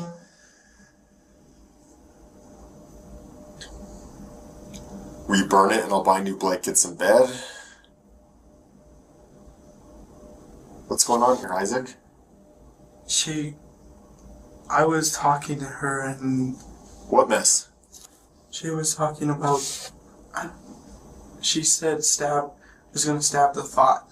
And I thought like, oh, like, she was poking the thought that was in her head about her dagger. Okay, well, what about the mess? What mess? She had made a mess in the bed. What kind of mess? A poop kind of mess. A poop kind of mess? Yes. We burn it and I'll buy new blankets and bed? Yeah. But until we can, I love these sheets and my favorite fuzzy blanket is here. I know. Just intense wash tomorrow, hydrogen peroxide and ice. Washer will get it out, yes. Can you help this time? Yes. I am just waiting for you to make the first move. What does she mean I'm waiting for you to make the first move? She will wait till sleep. Shall we wait till sleep? She pooped herself last night? Yes. And did you guys wash the sheets? No. So you guys slept in a bed full of poop? Yes. So when we go to the garage later for a search warrant, there's poop on the sheets? Yes. Okay, gotcha. What are you guys waiting for till sleep? Shall we wait till sleep? Remember when you told me don't be a pussy when I kissed you? Yeah, brat. We will have to take care of the mess ASAP after we finish. We will have to take care of the mess. I thought she already pooped herself. What mess are you guys taking care of? I don't know. Okay. Because I was trying to go on about, remember when you told me don't be a pussy when I kissed you? I was trying to tell her that, bring up something that was a good memory. Yes, you're in charge of cleanup. Okay. I can't tell if she's falling asleep. It feels like it. Her feet are on my side. I wish you'd make the first move for once. Remember, you'll move up the ranks, plus you get perks in the black market since this is your first. Your first what? Isaac, what the hell happened? Tell me what happened, for real. Can we stop making up lies about these messages? What the hell happened last night? She was messaging me planning on how to kill her, and... Who was messaging you planning on how to kill who? Kiara. Kiara was messaging you on planning how to kill... Grace. Grace? Yes. And what were you doing? I was only sending a message back, only in correspondence. I just wanted to sleep. That's what Are you sure? Because this sounds like you're planning something with Kiara. Is that what's happening? Don't lie to me. What's happening here? I can see the messages. I'm not dumb. This isn't the first time I've done this. What is happening? She was planning on killing Grace. I just didn't want a part of it. It doesn't seem like you're trying to talk her out of it. And when it comes to the stuff, as I'm talking, telling you, I was only sending a message back in agreement as I turned my back towards. This isn't agreement. Remember, you'll move up in ranks, plus you get perks in the black market since this is your first. This sounds like you're encouraging her. Right. The messages are here, dude. I know. I know. Right after that, I was trying to fall asleep because I didn't want to be a part of anything We're going to keep going through these messages. Tell me since now. Did you help Kiara do this? No. No. But you knew it was going to happen. I knew it was going to happen. You knew it was going to happen since last night. I knew it was going to happen since last night, but I just didn't want it to happen because it's a friend of mine. When did this plan start? Because this was planned. She planned it out. Grace planned it out? No, not Grace. Kiara planned it out. Kiara planned it out. When?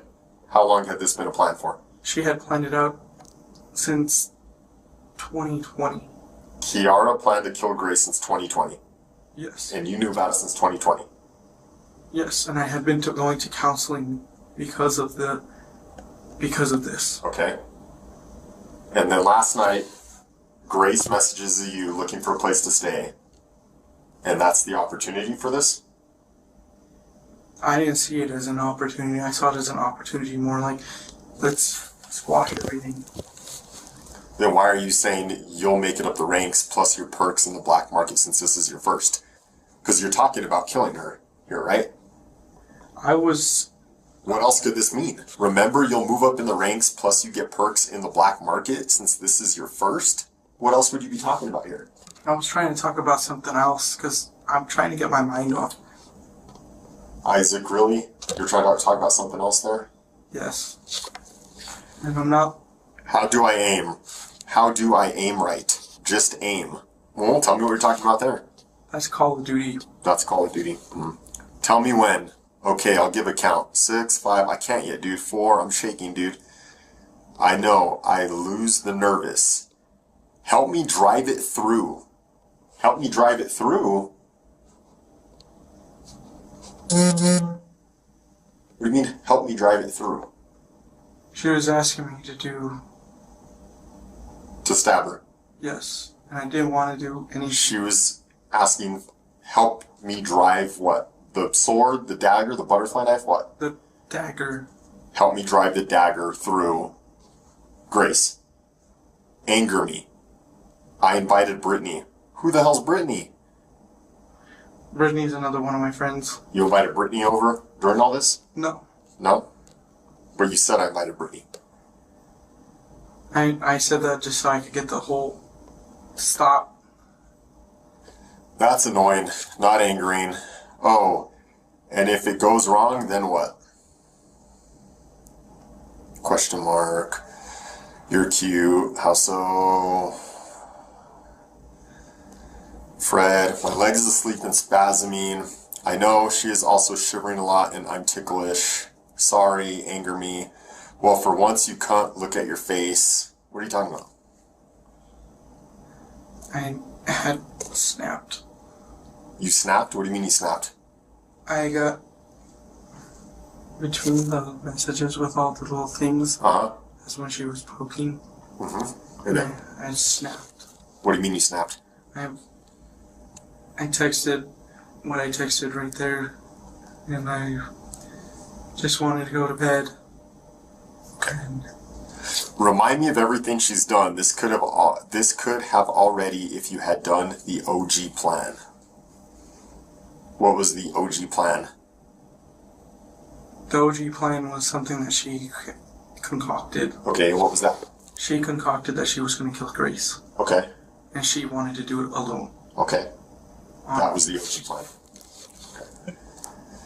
She hurt you and had sold you into sex trade. Had you not flown out after the crash, you would have gone away with making you disappear. Keep going. She is still lying about a lot, and she's not willing to admit that. She is the biggest piece of shit. Keep going.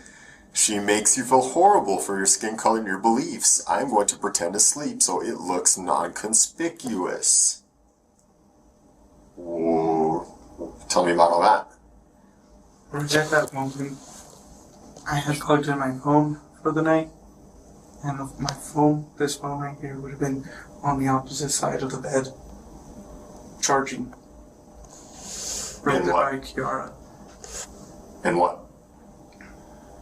Oh, these aren't your messages either. Those are not my messages, because...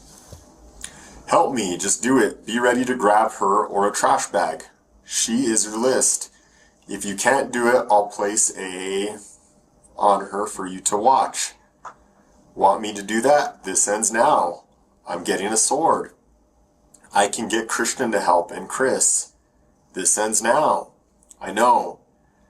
Dagger, 'cause the sword will need to be hidden. She is awake. I don't know if I have the strength. Her phone screen is dim. Also, if you can't do it, I'll have them do it and it will still count as your first. I'll just rewrite the report and submit it to the black market heads. What is this report you're going to write to the black market heads? What are you talking about? Don't tell me this isn't you messaging. I know this is you messaging. Be transparent and tell me what's going on here. I could tell this is really eating away at you, that you're having to think of your way around all this stuff. Just tell us the truth of what's happening. The report with the black market heads was something I have been writing down, and I'm trying to leave. It was something I'm trying to leave behind. Tell me more about that.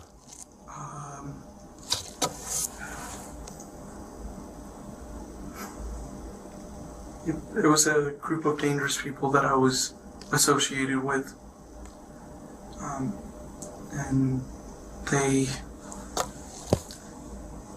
needed a report, and when I said this was your first on the report, it'll still count as your first. I was telling her, because as I was texting it out, she came and talked to me after she had stopped prodding me.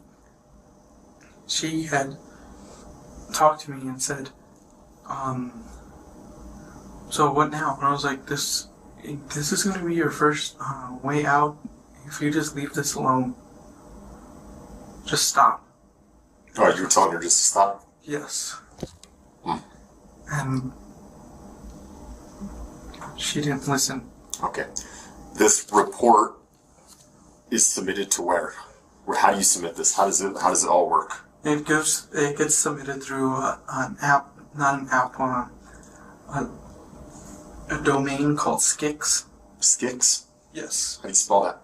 SKYXX. SKYXX? Yes. Okay. And what exactly is that domain? You can submit all kinds of reports, and you find people that you've lost contact with and stuff like that. And I was going to submit a report and saying, hey, this needs to end, and I already had the report and everything written up. But it says here you're going to write the report and submit it back. That it's her first. Her first what? Her first way out. Her first way out? Yes. Because right after I said her first... What, you're telling her Dagger because the sword will need to be hidden? So you're telling me here that you're telling her it's her way out, but this to me reads like you're telling her her first kill? It sounds like that, but I was telling her, because she she leaned over like this to talk to me on the bed. Yeah. And I told her, this will be your first way out if you just leave it alone. And if you can't do it, I'll have them do it. You'll have who do it? If you're talking about a way out, how is someone else going to give her a way out? I actually contacted a friend named Christian. And they already had a ride and everything. They were going to pick up Grace and take her. And they would kill her? No. They were going to take her to their house. And it'll still count as your first. Okay. I don't think the Dagger will go through both hoodies. So she's still talking about killing her. I'm willing to falsify your first. Kiara, let me do this. I'm using Zira? What's Zira? That's the sword. Oh, Zira's the name of the sword? Yes. And then you say, and deposit your Bitcoin in your crypto wallet. Payment? Some kind of payment? Bitcoin, crypto wallet? It was to get her to shut up. It was to get her to shut up. Yes. You're going to falsify her first and deposit Bitcoin in her crypto wallet to get her to shut up. Yes. She says, grab a knife now. You're helping me end this. You say, then end it. She says, I'm done waiting and playing nice. Help me now. Show me the ropes. What is she talking about? Show me the ropes. She was asking me to help her do what she wanted to do to Grace, and Okay. I didn't want a part of it. Well, what you say here is, I am saying just swing and don't regret the aim. So tell me what that means. Just swing and don't regret the aim. And it was me telling her if she was going to do something, she should do it, and I didn't want to be a part of it. I had all my stuff. What is holding you back? Type it. You're edging her to do this. Come on, Isaac. Isaac. Look at all these messages, man. You're going to sit here and tell me, you're going to look me in the eye and you're going to tell me that you were trying to talk her out of this? I can see right here you're telling her to do it. What the hell happened last night, man? Why did you want her to do this? I didn't want her to do this. Why are you pushing her to do this? I was trying to, as the messages are going through, she kept coming back and forth to talk to me, and the messages were going through, and I was just like, I had enough, I'm done. Like, Hope, love, bullshit. You say, well, at what percentage are they? She says, I don't know. You say you still love her. You have hope in her. And you tired of the bullshit she put you through. She says, I want to break her heart. She hurt me more while you were out. You said, how? Then target Jackson. Who's Jackson? And why are you telling her to target Jackson? I told her to target Jackson and to asking Jackson what happened, why she's asking people to stay at people's houses. She says, once it's done, there's no one doing it. You say, okay. You say, want the barn? Because you'll get to have a lot of fun with your hunt. And the screams cannot be heard. Soundproof walls. What screams cannot be heard? What soundproof walls? I started talking about a joke, a movie. Oh, this is about a movie now. This is a movie. Okay. Middle of nowhere. Okay. There is a movie called The Barn, and it's a stupid horror film that I was watching. Gotcha. But what are you referring to when you say all this in the context of the conversation? I'm referring to the movie. You're referring to the movie. Because she came back to lean over, like, what do you mean by The Barn? Like, a movie I watched. She says, I need this done now. I need that push. But first I need to pee. You say pee. She says, I'm so cold. You say, I know. If you want the barn situated right with your tools, just say yes. She says, please help me now. You say, you can do it, Abby, Durga, Puggle. If you want me set the barn up, I'll be going Wednesday after probation. She says, now. You send text. She says, I just wish my blankets weren't in the way, and her cats. You say, I know, shit, I forgot she had her cats. How did she hurt you, Puggy? Your DLD is kicking up. Just stop. We'll do the barn for you. You'll also get paid there. So is there another location where this possibly was going to happen? No.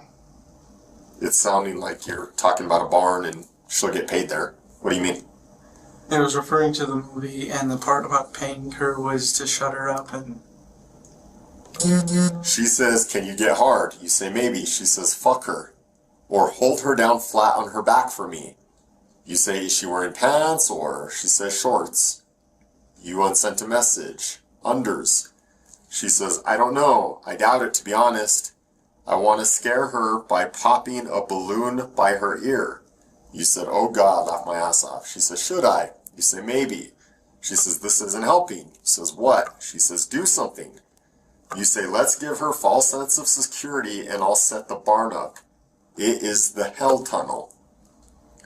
You also say, I'm trying to figure this out. Would y'all be able to meet me at the mall tomorrow after 8? I'll do it.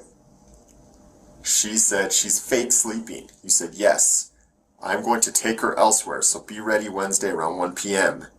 She says, CPTSD episode. You say, close your eyes. This is not good for you. Put on rain sounds. She says, if she's faking Make it seem like we're fighting and fake hurt me. The episode is real, bit used to advantages. You say CPTSD will make you flip out. I can actually give you a stroke because when it flares you twitch. She says it's okay, trust me. You said you will lose mobility to your right side of your body. What's CPTSD? Chronic post-traumatic stress disorder. Okay. She says I'll be okay. Let's do this and have her get hurt in the process. You say, how does she get hurt? She says, bring out the knife and miss me. Bring out the knife and miss her. Not yet. Put the knife away. Or go through with it. Start fighting me. Start beating her, please. Have her hear is already a trigger. Even hearing her name and seeing her face. You say, why don't you hit me while I fake sleep? She says, make a worse bad guy, no thanks. You say, not really. She says, just hurt her. Badly, please. She says, this sounds bad, but show me how much you love me. This is when your Hulk side can come out. You say, I know. She says, please. You say, I'm trying to figure out how to bring him out. Bring out the Hulk? Yeah. It's the anger side. Why do you want to bring out the anger side? I didn't want to. It says here, I'm trying to figure out how to bring him out. I was under the covers and just sitting still. I was under the blankets. She says, this is pointless. You won't do it no matter how many opportunities you have. You say, Puggy. She says, you don't love me. I get it. No one does. You say, hit me. She says, my right leg is out of commission. There goes the spasm again. You said, why is it a vibrator? She says, LOL, do something. OW. Not to me, shithead. You say, shithead, we fake fighting? She says, it actually hurts though. OW, my foot is literally up your ass. You say, meep. She says, get out of the blankets and go full Hulk on her. Owie. Come over me, sit on me like when we fight. You say, turn on rain sounds and start fake sleep kicking. She says, okay, there's a tear. You say, what? She says, owie. Bring out Hulk. Remember the anger from the night. Fill it, but use it on her, please. Stop with the socks, dude. You say, LOL. She says, voodoo. You say, LOL. Blanket moves. He's like, oh, playtime. She says, I've got a voodoo on me. LOL. Here is a picture. What is this picture? That here be the cat voodoo. That's the cat voodoo? And that's me trying to sleep. Yeah. She says, can you please finish this now? OW, I'm short. You say, a little munchkin. She says, I want Smokey. Fucking claw, bro. Stop. Don't make me get you. Please do something about her now. Don't break me again. You say, oh, fuck. You say, get a cat and throw it over by her cats. She says, I can't reach him. Dude, just do something. Hurt her and this. Don't involve the cats. You say the cat's a distraction. She says, I give up. There's no point in trying anymore. You say, voodoo is pissing them off. She says, yeah, you won't do anything and I physically can't. You have no clue how much this hurts. You say, the list for you was made specifically for you. What list? It was the grocery list we were talking about. This is the grocery list? There was a grocery list that she sent me, which had like beets and carrots and stuff. Good night. I know it hurts. I just want you to do it so you can feel the rush of adrenaline. What do you want her to do so she can feel the rush of adrenaline? To go to sleep. You want her to go to sleep so she feels the rush of adrenaline? Yes. Okay. Because I wasn't having it anymore. Okay. She says, I physically can't. I need fucking help. But no, you're just playing games. I'm genuinely upset. You say, I'm not playing games. I am wanting to see you do this. She hurt you the most, caused trauma. You're being asked to finish this. You want to see her do what? I told right after she had sent that, she came over to take off the covers off my head and asked me, what do you want me to do? And I was like, go to sleep. So you want her to go to sleep because Grace hurt her and caused her drama, and you're asking her to finish it, but you're talking about her going to sleep? Yes. I just need help, is what she says. You are doing nothing again, she says. You say, yes, I want to help, but I cannot aid you.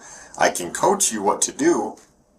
You can coach her what to do? What do you mean by coach her? Telling her to go to bed. Oh, okay. Text me. She says, stand up for me once. I feel like I'm going to vomit. Here's all of these. I'm still fucking awake.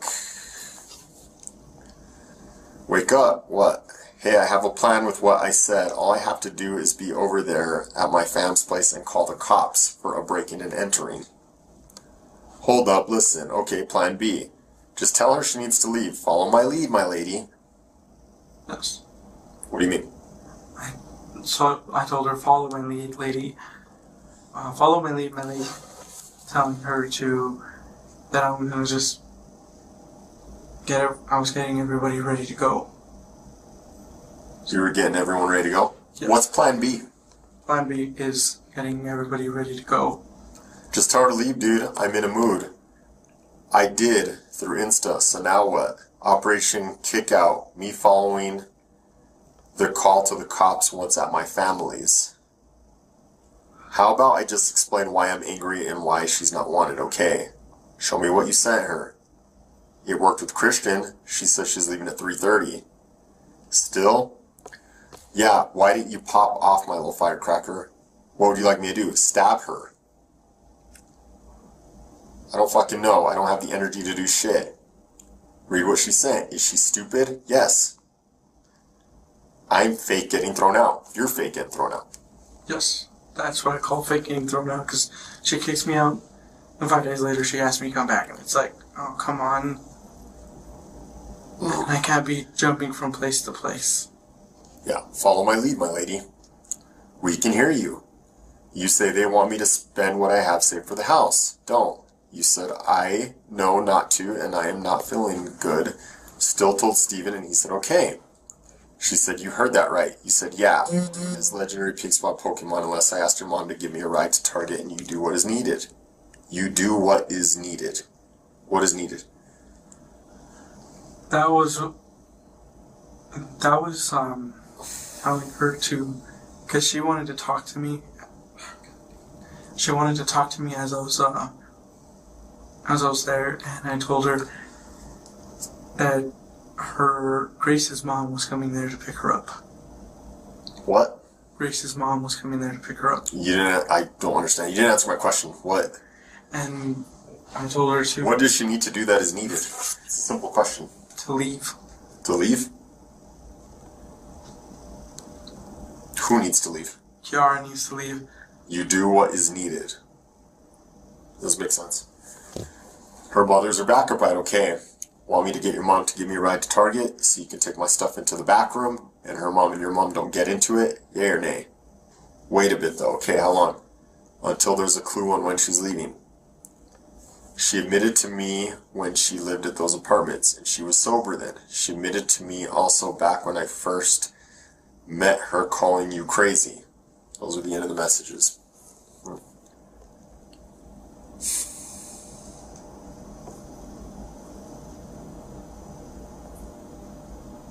Tell me about all those messages, man. You sound crazy, don't you think? I sound crazy, yes. What's going on there? I just wanted everything to stop, because I got caught in the middle. You want everything to stop? Yes. What do you mean? I wanted everything to stop because I got caught in the middle of them two's bullshit. You wanted everything to stop? Yes.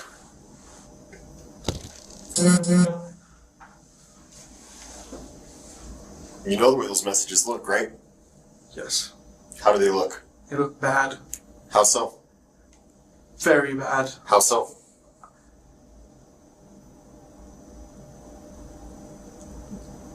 Tell me what's bad about them. They look like I was a part of it. Oh yeah. Big time, man.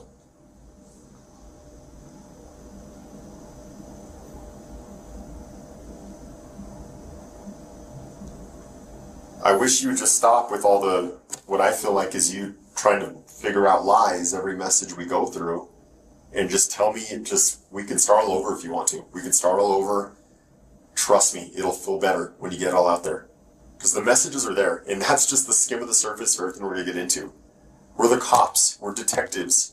We're going to go through every inch of everything, of all your phones, social media. We're going to interview people. We're going to figure out everything that happened here. You understand that's where we're at, right? Yes. Things will be a lot better for you moving on if you just come out and you cooperate and you tell us everything that happened. Tell us the truth. Tell us everything. It'll be better for you. Would I be able to talk to you privately? Yes. You want her to leave? Yes. All right, kid here. Tell me what happened, man. Clear your conscience. What happened?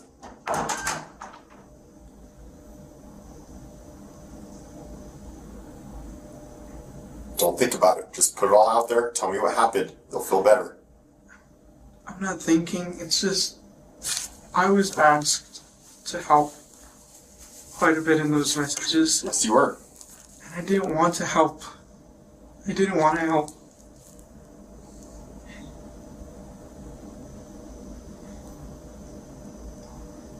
I didn't want to help. Simple fact that it was my friend. So I was trying to find a plausible alternative to get her out of there to safety. And that was when I called my friend Chris and Christian.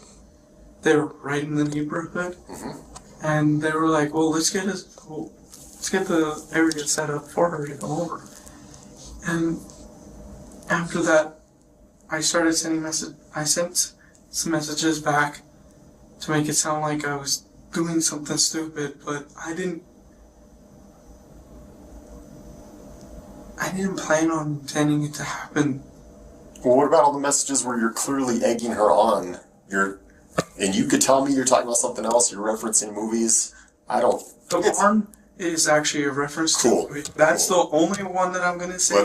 We'll give you that one. We'll give you the benefit of the doubt on that one. But all the other ones that you were saying you meant something else, come on. Isaac, come on. You know you were talking about something else, right? Yes. You know you were. So if you're going to sit here and tell me that you didn't want this to happen, that you were trying to talk her out of it, push her away from it, the messages don't say that, man. So tell me what really happened. What's the point of all this? Why did this happen?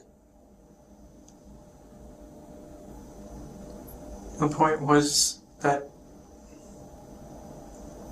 it's over, Isaac. It's over. Look at me. Look at me. It's over, dude. It's over. What you can do from here on out is be truthful and help us understand why this happened. Mistakes happen, dude. You need to own it. Tell me everything. Don't sugarcoat it. Don't bullshit it. Tell me everything. I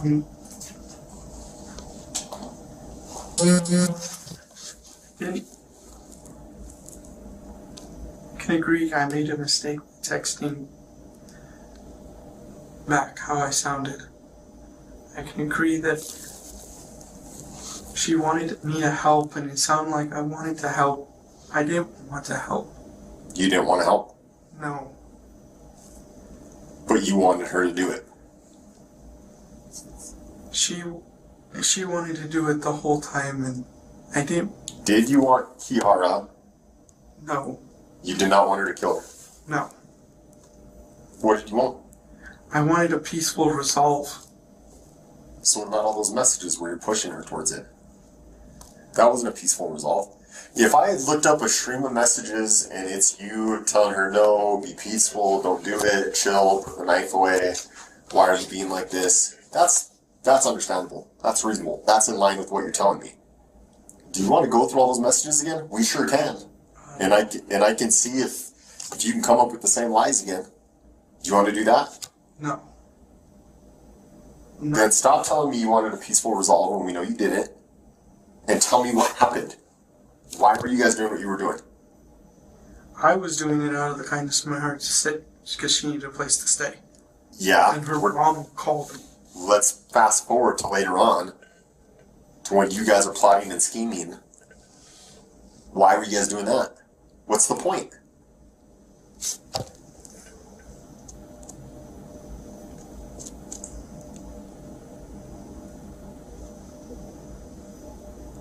The point was Kiara was already talking about this quite frequently. Okay. About killing people. And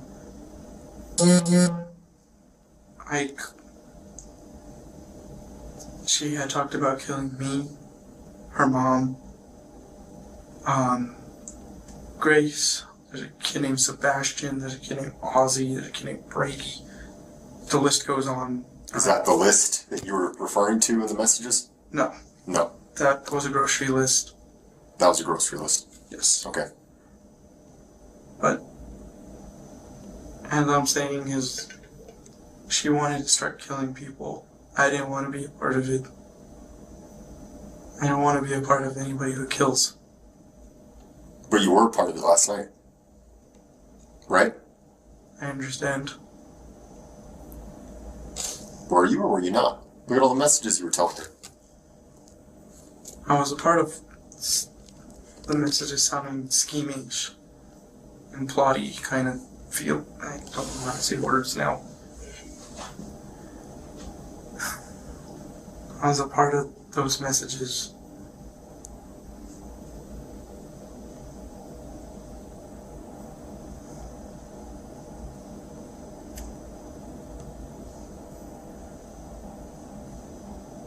What else? What else can you tell me?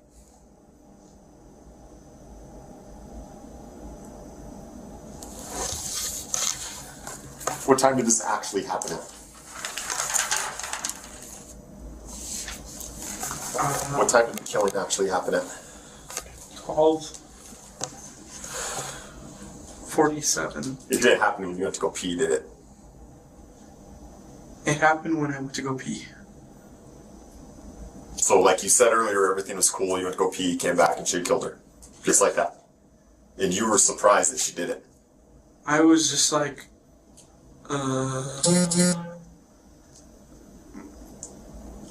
what do I do from here? You hadn't thought that far.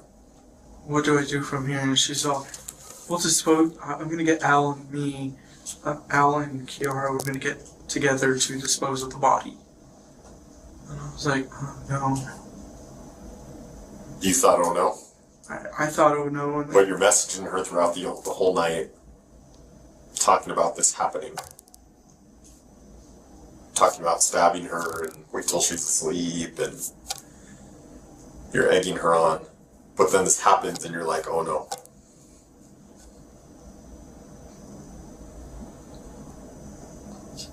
You know, I've seen the garage, right? I've seen what it looks like. I don't think that happened in the 30 seconds to 2 minutes that it took you to go inside and pee. There's a lot of injuries there, is what it looks like. I was not involved with any of it. I was inside the house.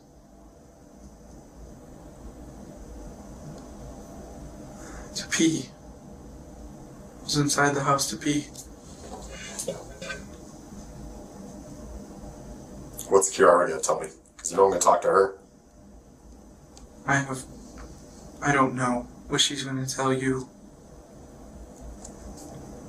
Have you been truthful to me this whole time? I have tried to be truthful. You've tried to be truthful, but you haven't the whole time, right? You've sprinkled some lies in there here and there. Can you at least give me the respect of that?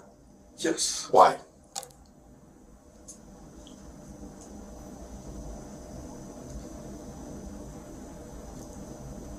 Because I'm an idiot. What do you mean? I'm some dumb. You're not dumbass. Don't put yourself down. It's all that everybody calls me. Isaac, I'm not calling you that right now. I think you're making a mistake. I know you don't call me that, but everybody calls me that.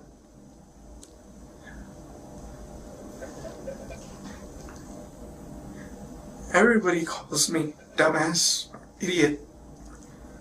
Is it true? Do you feel you're a dumbass or you're an idiot? I don't. Then who cares what people say, man? You know what I think? You know what I think, Isaac? I think you made a mistake. That's all I think. I think you made a mistake last night and today. Only thing I want to do is go with my mom and dad. Okay, well, before we get to that point, I would like the truth from you. The full truth. Are you ready to give that to me? Yes. Hit it. Say it all, don't censor it, tell me everything that happened.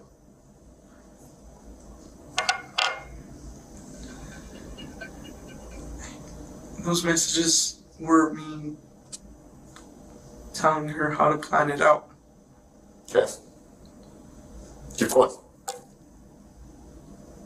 And when in the morning, throughout the night, I was getting prodded. We got told to leave. I was told to leave, so was Grace. And I started packing my bags. And when I finished packing, I had to go pee. Came back. There was a dead person in there, Grace. Well, it seemed dead. And from there, all I decided to do was call my mom. Because my mom's my safe spot. My mom's the only person that I really can go to.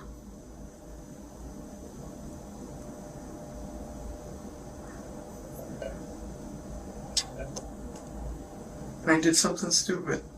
I partook in being involved in some stupid text messages, and I'm the dumbass. I'm the idiot.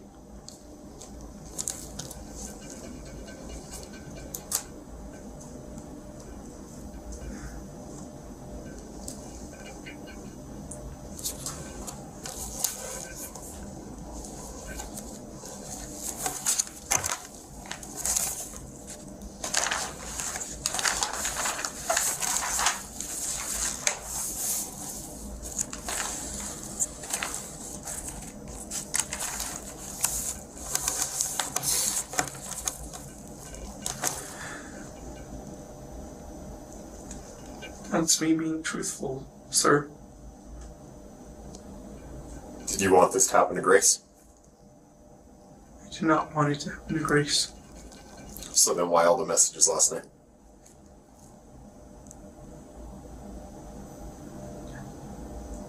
I wanted it to happen to me. Well, your messages didn't say that. I wanted it to happen to me. I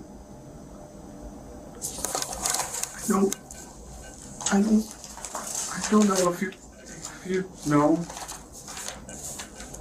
but I've been going through a lot lately. You were telling me you've had some friends pass away, and I also used to have a job at Route 21 as an assistant manager. Some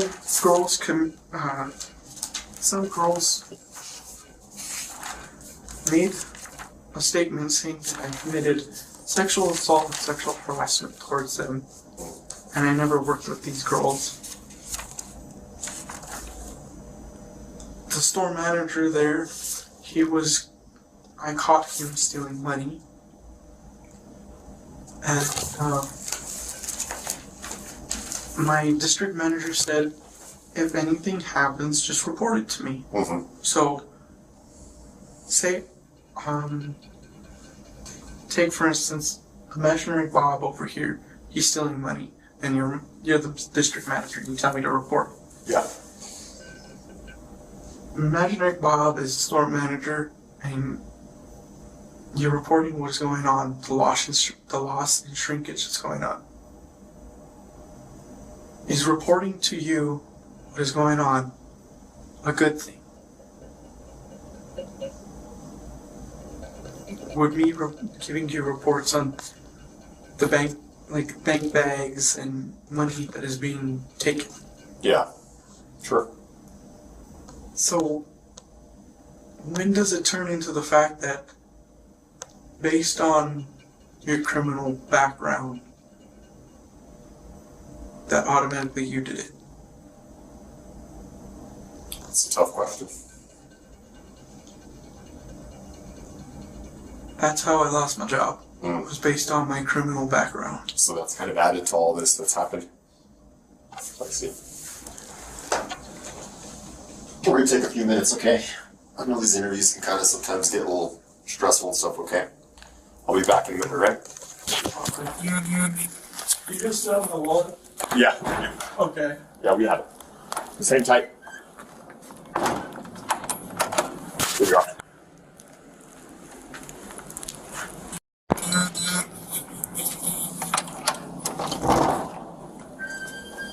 Whose number is 971-381-0111?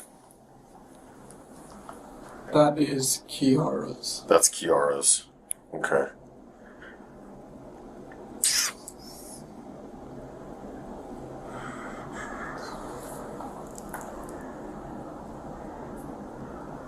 What do you mean here when you say that? Huggle, I am wanting you to kill her. You have to end your suffering by ending her joy.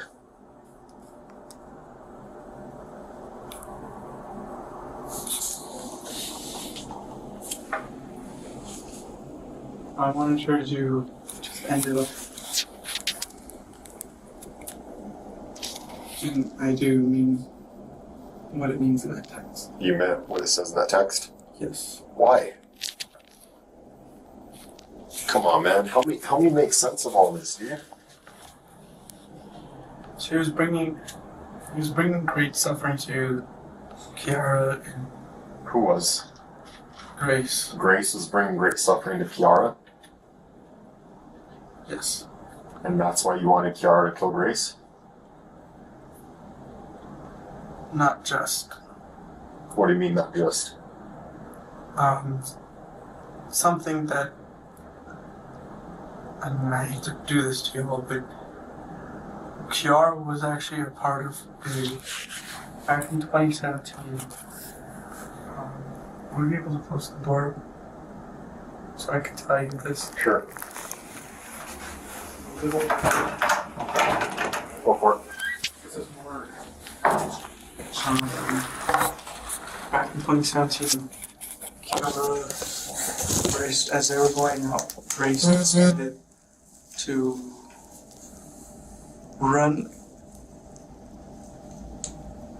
decided to sell Kiara I saw that in the messages. into sex slaves. And that is actually how Kiara lost her virginity. It was by force. I see. She had reported the report to Santa Fe Police Department, and they had actually done nothing. And with that text messages, I just meant what I said. So did you want Grace dead kind of because of all that? I did. Okay. It's understandable, man. I don't like it when people hurt people, I can tell. and when I said I hate to bring it down on y'all, it's not you guys as the individuals, it's the people at that time. Yeah, I They see. did nothing about it, and I had to sit there with a detective that was like, oh, all we can do is just keep an eye out for these people. You didn't feel like enough.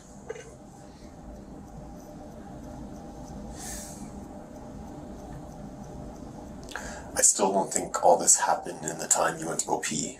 Did you watch this happen? I did not watch this happen. Did you help? No. Would you have helped had you had the opportunity? No. But you did want Kiara to kill Grace. So had it happen in front of you, would you allow it to happen? No. But you wanted it to happen. I wouldn't have allowed it if it happened in front of me. I would have, if it was started exactly like I thought of, exactly how people thought it would have started, I would have just separated the two. And technically, this is the stupidest thing I say to myself, and I'll probably say it too to me that I'm saying something stupid about myself. I'm the human punching bag. I take everybody's hits. I also need the bath, but I don't. I'll have the guy take you now. Do you feel a little bit better now that we kind of got it all out? It sucks when you kind of keep things in like that, you know? Part of healing is Part of being healing, honest and letting everything out. part of healing is being honest, letting everything out. It's just another demon in my closet that I gotta fight. Well, we all have those, right? They're just in different forms. have 3 demons that I don't like. One came in the form of people. When I was little, I was a dumbass kid. Just put it like that. We were all dumbass kids when we were little. I decided to steal from Walmart, and never again will I do that, because now a lot of kids look up to me and it's like, no. Yeah. You don't want to sit in that. You have a my partner take the rest. Hold on 1 second. Just wait there. Okay. Yeah, just take him over here. Put my handcuffs in his front, please.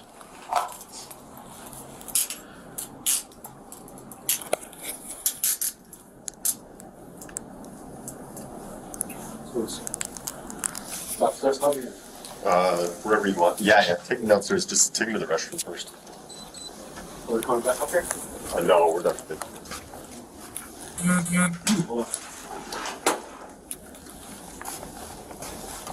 You still have his wallet? Yeah. Okay. You can move the elevator open.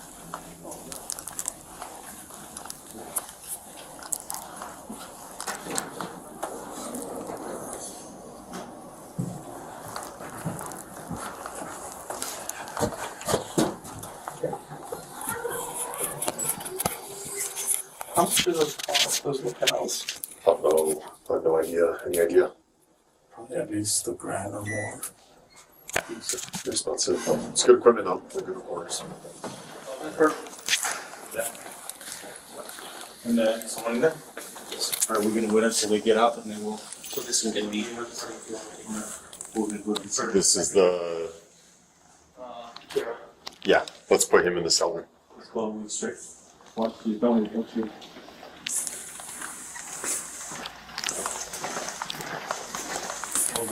When she comes out, we'll put her back in the cell. Just hold her over there for now. Yes, sir.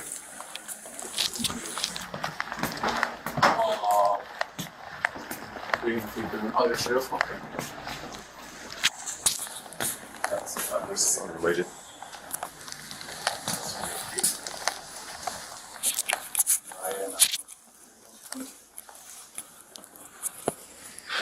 I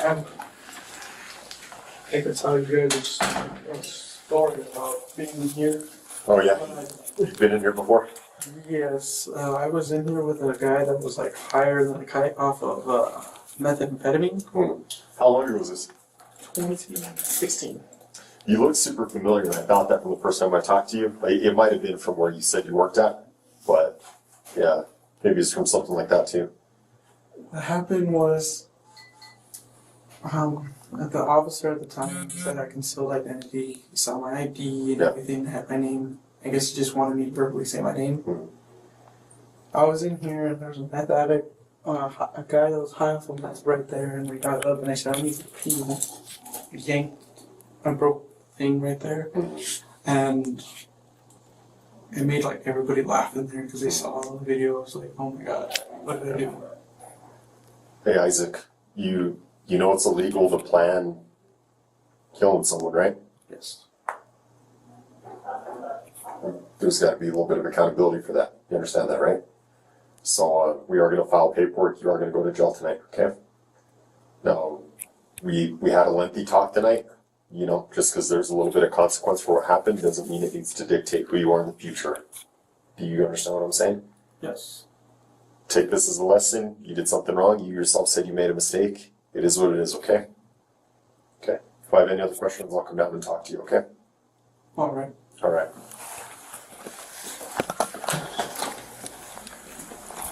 There you are. Hello, Good morning. Is this Miss Linda Montoya? Mononttoya. Yeah, Hi, this is Detective Hoged Hill with the Soundproof Police Department. How are you this morning? right now. I'm in tears. Yeah. I want to first off apologize for no one contacting you last night. That got kind of mixed up in translation of who was going to call you or who was going to touch base with you. So I want to take responsibility for that because I'm the lead investigator on the case. I imagine you saw the news or heard the news of your son getting charged. Why? Well, it's an active investigation, so I can't give you too many of the details because it's still Because not. I could give you the details when he told me Yeah. yesterday what he saw. Yeah, I interviewed him yesterday for probably somewhere around 3 hours.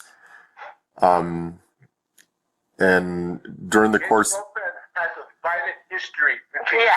His girlfriend has a violent history. Taking out knives, trying to stab people. yeah, his, gr- People the balls, disrespecting people, threatening people. But yes, she's out of jail. yeah, she's in jail too. They both got charged. Oh, they both got charged? They both got charged. That she got charged. Yeah, they're both charged with an open count of first degree murder. Well, I'm going to read what I told my sisters. Okay. Okay? So my son called me. She kicked him out. She wanted him out. So he called me, Mom, Dad, can you come and pick me up? I have 2 bags. And they're small. And then I was like, okay, but are you still sick? Because they both had, I don't know, they had the virus or whatever. Mm-hmm. And they said, I have COPD and my mom's in the hospital and she got get sick and I've been visiting her. And my husband got get sick because he has asthma. Right. So we told him, no, you'd have to get a motel. How much money do you have? $3,000 he saved. Get a motel. And then he goes, then he calls me back and he goes, I'll call you later, all right? And then he called me back and he goes, oh, she goes, then he called me saying that she didn't want him to leave all day, just half the day. Mm-hmm. Not fully. That's what he said. Mm-hmm. And that she just wanted him away. Right. So he wanted to hang out with us and take us out to eat and everything. Right. And then I told him, no, because you're sick and I got to go visit Grandma. Grandma's in the hospital and my mom has a non-alcohol liver cirrhosis. And her kidneys are failing. Mm-hmm. So I can't go have him be with me and then take you whatever he has. Right. Yeah. So anyways, he goes, well, I'm going into the main house. And I'll call you. Okay. He calls me and goes, Mom, I'm in the main house. I'll call you in a while. And then after he called me, he said that, Mom, I just witnessed something, and he wouldn't say anything else. And I kept asking, what do you see, son? And he didn't say nothing. He was just quiet. He was shocked. Then he said again, Mom, I witnessed a murder.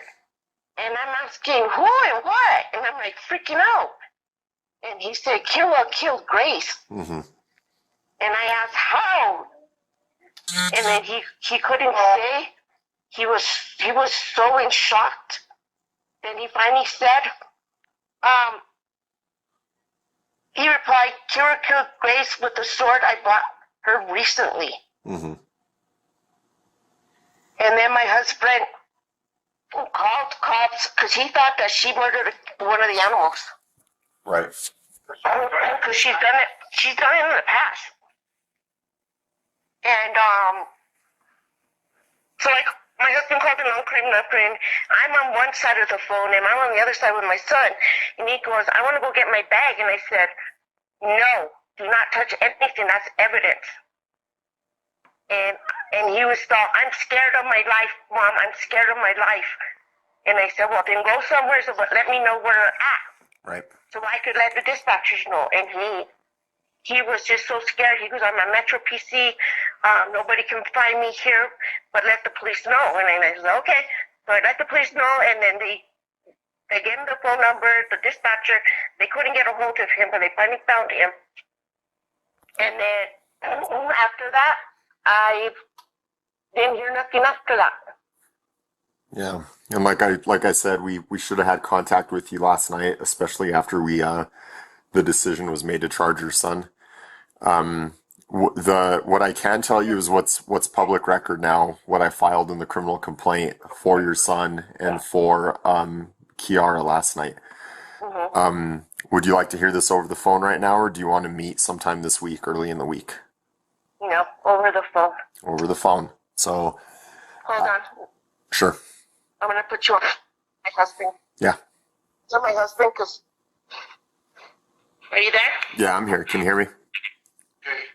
So this probably isn't going to be easy to hear, but in the interview with Isaiah,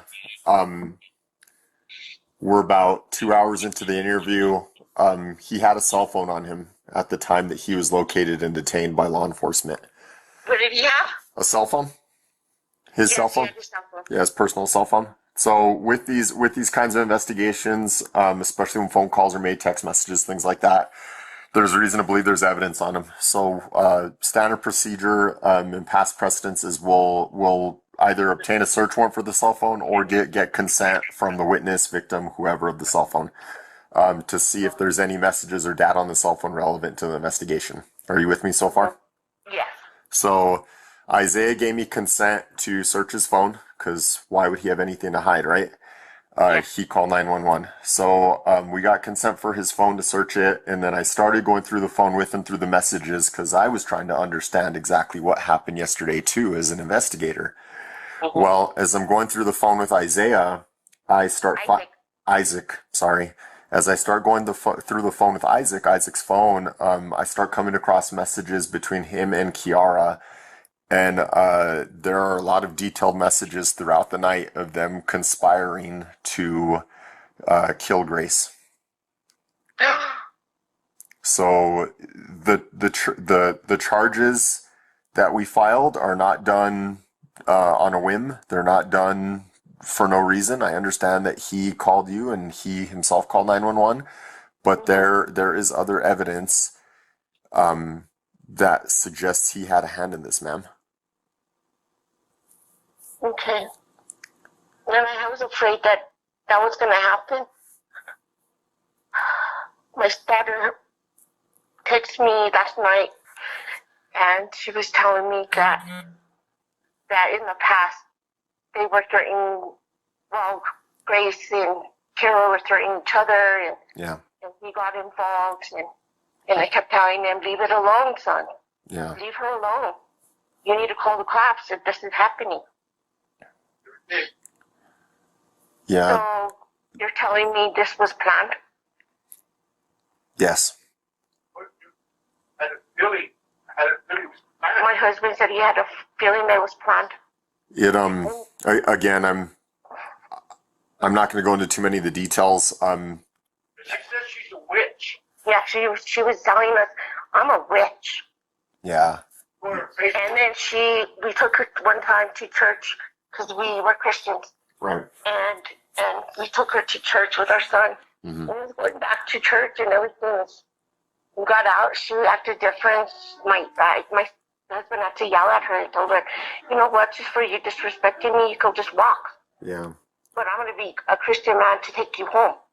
And at the time, that my son had left her, but she kept coming back to him. Yeah. The other details in the criminal complaint, which should now be public record at this point, if you wanna get a copy of it and refer to it, it's pretty gruesome, everything that we've uncovered only in the first 24 hours. And there's still more investigating to be done. That's gonna follow on within the next few weeks. I have more people I want to talk to in depth, more devices I want to search through just to get the entire picture of what happened. But if you have time throughout this week, you're welcome to come in and I'll meet with you and talk with you for a bit. Okay. You want to do that? Okay. Is this a good phone number for you, ma'am?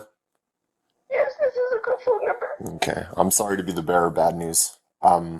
Did my phone number show up in your caller ID? Yeah, I did. Okay, go ahead and save this number. This is my work number. Again, I'm Detective Vigil.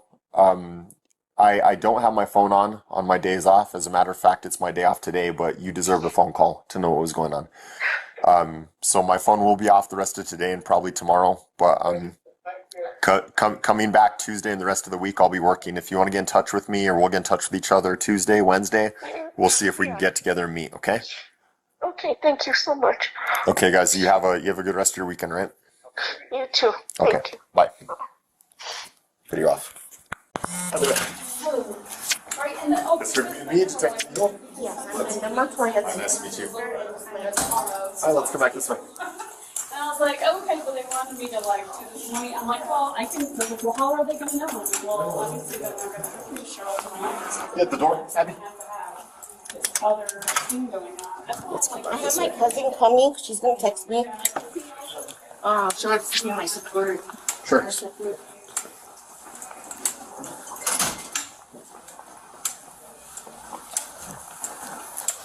I walk slow. That's okay. We gotta wait in the elevator anyways. Oh, sorry. No, upstairs. Yeah, I would save you the trouble. It's been a long weekend. Yeah, it has. It's been one past few days for a lot of people. Yeah. Or just no elevator.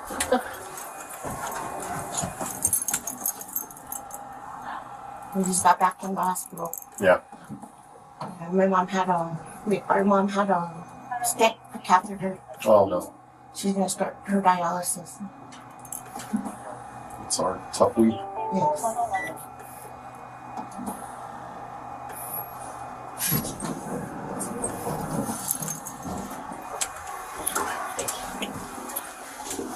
Let's go to our right. Yes. We might be able to find one somewhere. Do you need one? Yeah. I just saw a rack, but I forgot. We have any masks? No. How many do you need? Just One, my wife has a problem with one. Just one. I don't want to touch it. Alright, thanks so much. Let's come in here, guys. Just so you know, our policy, we have to record all our interactions with no one, so we're gonna be got some recording going, but whatever you guys want. Let me see if I can score you a mask. Thank you. I used to see brain on. because I have COPD. Yeah. I'm old, I don't want to touch it. Cousin Cynthia and Tyler were already in here. Would you like me to wear a mask? I don't mind wearing a mask if it makes you No. feel comfortable. No, Okay. I don't mind. It's the sensory period. The sensory period. Oh yeah, I like that expensive.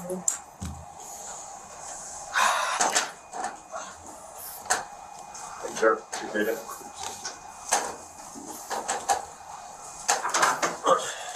Here it is.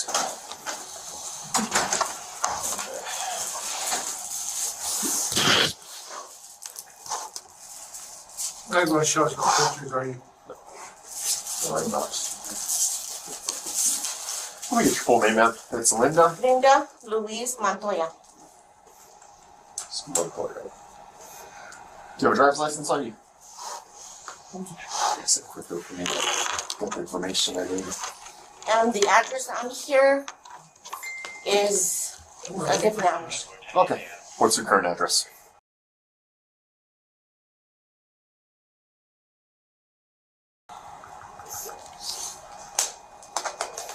At the Bluffs, huh? Yeah. How do you like living over At first, it was kind of scary because there was like a drive-by shooting, there? and then we were. A lot of gang activity over there. A lot Not of only crime that, there was like a guy that was on meth and kept looking for his meth, and he parked right in front of our window and we had cameras. A lot of neighbors broke a lot of cameras, you see that? Is the number I have for you a good number?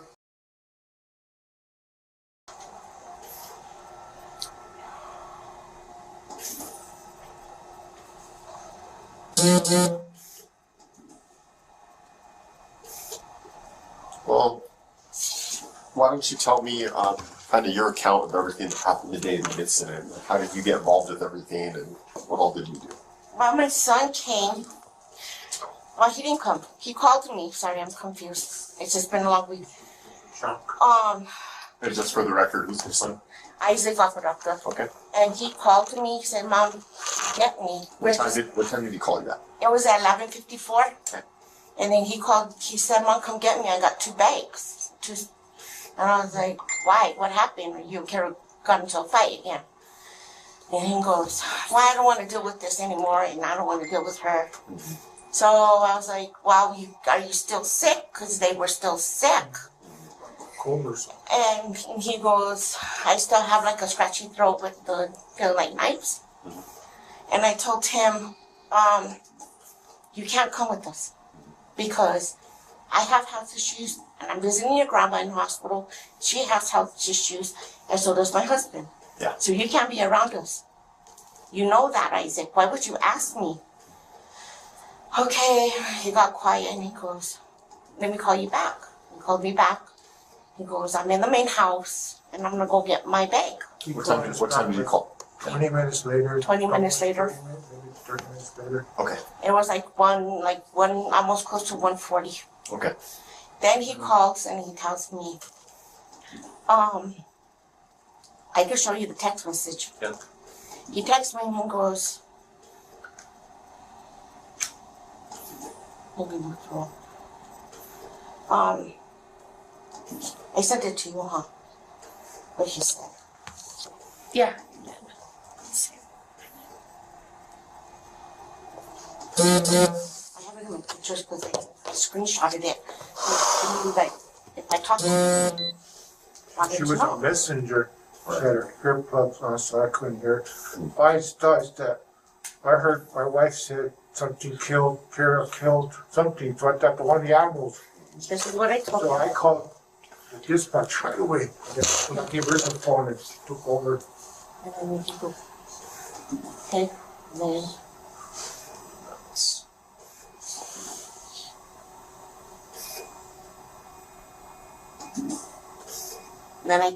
then he called me back and he was scared and frantic. May I see? Yeah. So these are the earlier ones. Yeah. He's in the green messages. Yes. I was gonna be there for several hours. Okay, call me Grace. She wants me gone for a little while. How'd that? Okay, call me and let me know. We talked about Kiara. We love you so much. What had he said about Kiara at this point? He didn't say nothing about Kiara. Then he calls me back and he's freaking out because he went into the garage, saw Kiara killing Grace. I thought they meant a dog or something, a cat, because I know her to be right at that. Yeah. So she goes, no, a human. It's like, what? That's when I gave her the phone and blacked out. It's like, what? Okay. then he So the actual conversation of him saying Then he calls me that was over the phone, not her message. Yeah, and then he called me and he goes, Mom. And I was like, what? And he was all frantic. And I was like, I just witnessed something. And I was like, well, what did you witness? Because I'm freaking out. I'm like, what's going on? What happened? Somebody okay? You know, I'm questioning him. And he goes, I just witnessed Kiara killing Grace with the sword that I had just bought her recently. So he saw Kiara do it. Yes. He said he witnessed it. I heard that part. I heard that. Yeah. He was like yelling or. And I said, call the cops. My community called the cops. Why you call me? So my husband, that's when my husband gave me his phone. I'm with him on this phone, and I'm with the dispatch, and I'm letting her know what's going on.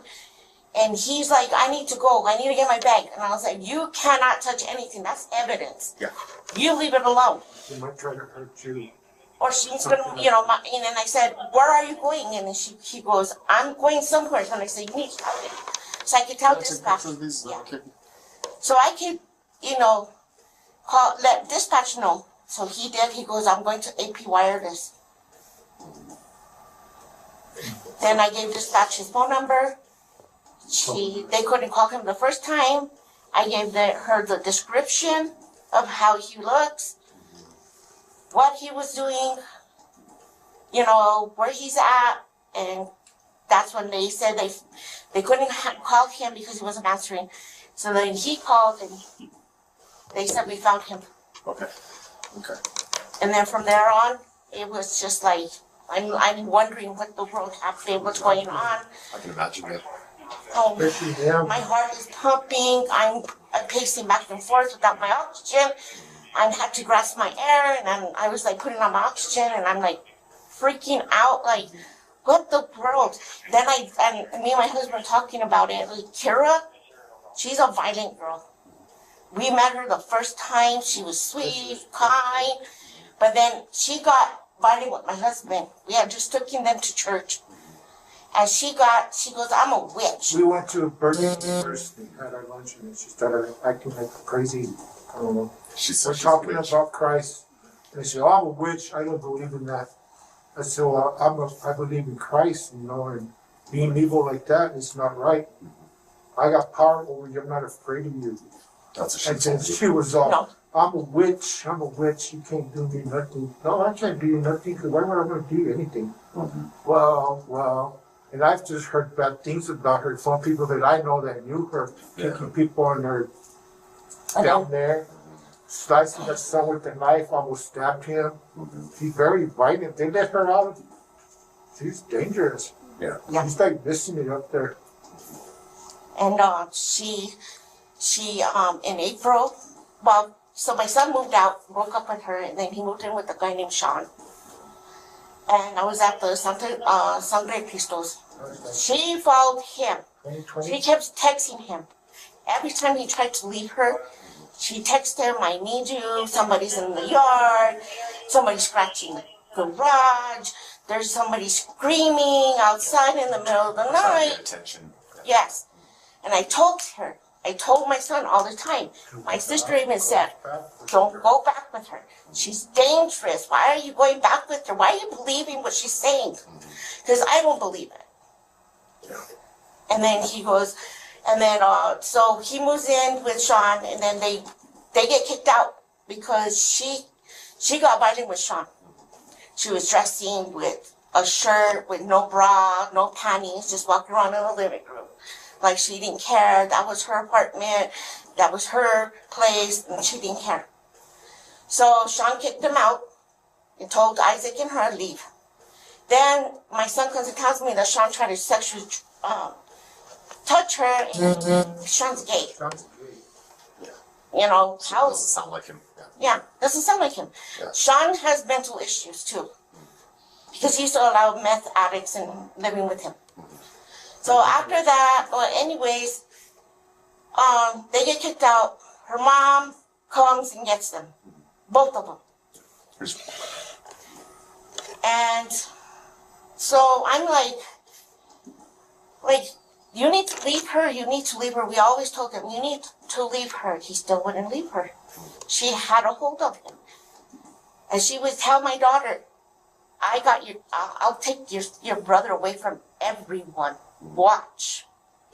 She threatened my daughter. Do you know anything about Grace?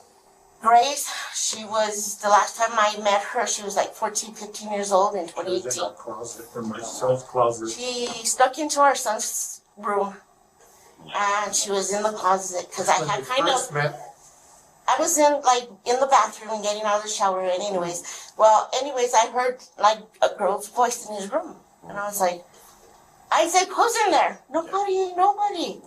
Because he knows our rules. Yeah. So I go and I said, open the door. Why is it locked? You know, I don't like locked doors unless there's something that's going on. She's hiding behind our shelves. And in the closet, she comes out, and I said, who is she, Isaac? Her name is Grace. And she came by, and his window was open. And I said, why is your window open? It's so cold. So She snuck into the house.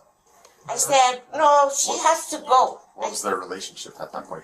They were boyfriend and girlfriend. They had just met online. And I asked her when she was there, what are you doing here? Who's your mother?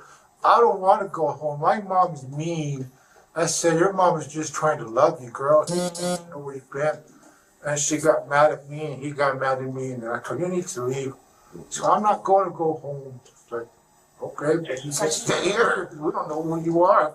Yeah. And she looked young, like about 14. And she had said that she was 18. Yeah. And she was by looking at her. How old was Isaac at this point? 20. Yeah. Yep. He was like, 20, 21. They're going to talk to Clara. Okay. And then after that, she was no longer around us. Isaac stopped seeing her. She didn't turn up anymore after that. Nuh-uh. All we know is that she ran away. A police officer came, I don't know what month, what year, but there's a report about it, that they came to our house on Santa Clara, and They were looking for her. She ran away again. She was a runaway a lot. Running arrested out there on the streets. And then But she, when Isaac met Kiara, and then eventually into the relationship, he kept on saying that she kept telling Isaac, Kiara told Isaac that Grace was harassing her, but she had also had a relationship with Grace before Isaac. So the point was that Grace was harassing her and she was paranoid. I mean, Kiara was paranoid so bad. And so I said, don't believe that. Why would Grace want to harm her? this So went she's on doing for on her own a thing. while, like a year, almost a year and a half before this all happened. I used to hear my wife would tell me, Grace and Cara at it again, and Isaac, they're arguing again, and we're over here. Mom tell Isaac, you need to leave her alone. I am, Mom, but she keeps contacting us. She just won't leave me alone. Grace won't leave him alone, or Kiara. Yeah, Grace, and Grace is here in the back. He would come over and talk nonsense sometimes, but he would say about Grace. This is kind of building up for a while. Yeah. She won't leave us alone. She keeps coming over. I said, well, you need to call the police. Price harassment. She didn't listen. What do you guys think happened? No. I don't know. I don't know why Grace was there, What but happened? I think, like I told the DA, victim advocate, if you go into Kiara's Instagram videos, you'll see Yeah. devil worshipping Dancing to the devil. and Grace is part of, Does Grace have stuff like that too? I sent you some. yeah, on TikTok. On her TikTok. They were like supposed to be They were like normal. a witch clan or something. They're all witches and warlocks. And They were normal like teenage stuff, you know. Like, I noticed that Grace was listening to like rap music, you know. This is Grace's stuff. Yeah. Anything weird on Grace's profile? Any kind of Just dark one. stuff? Or... Just one video where she's like, it's like a voiceover, and it says, when I see a girl walk by, I want to say hi or something like that, but then afterwards it says, but then I also want to say, I want to see your head on a stick. And that's all from her. That was Grace's. Grace's. I see. And then recently I looked into Kiara's Instagram, scary stuff there. and recently within the time leading up to Grace's death, they all were part of those weird, creepy videos. Like you could hear the sound of people dying in the background, I would say. Yeah. And it's so creepy, and it happened within like 3 or 4 days before the incident happened, and it's just weird. But then you scroll more down onto Kiara's videos, and they're just like normal videos. But then More there's of a recent. yeah. But then Within there's like what, the last year, 6 months? What time frame? I would say within the last month. month. Okay.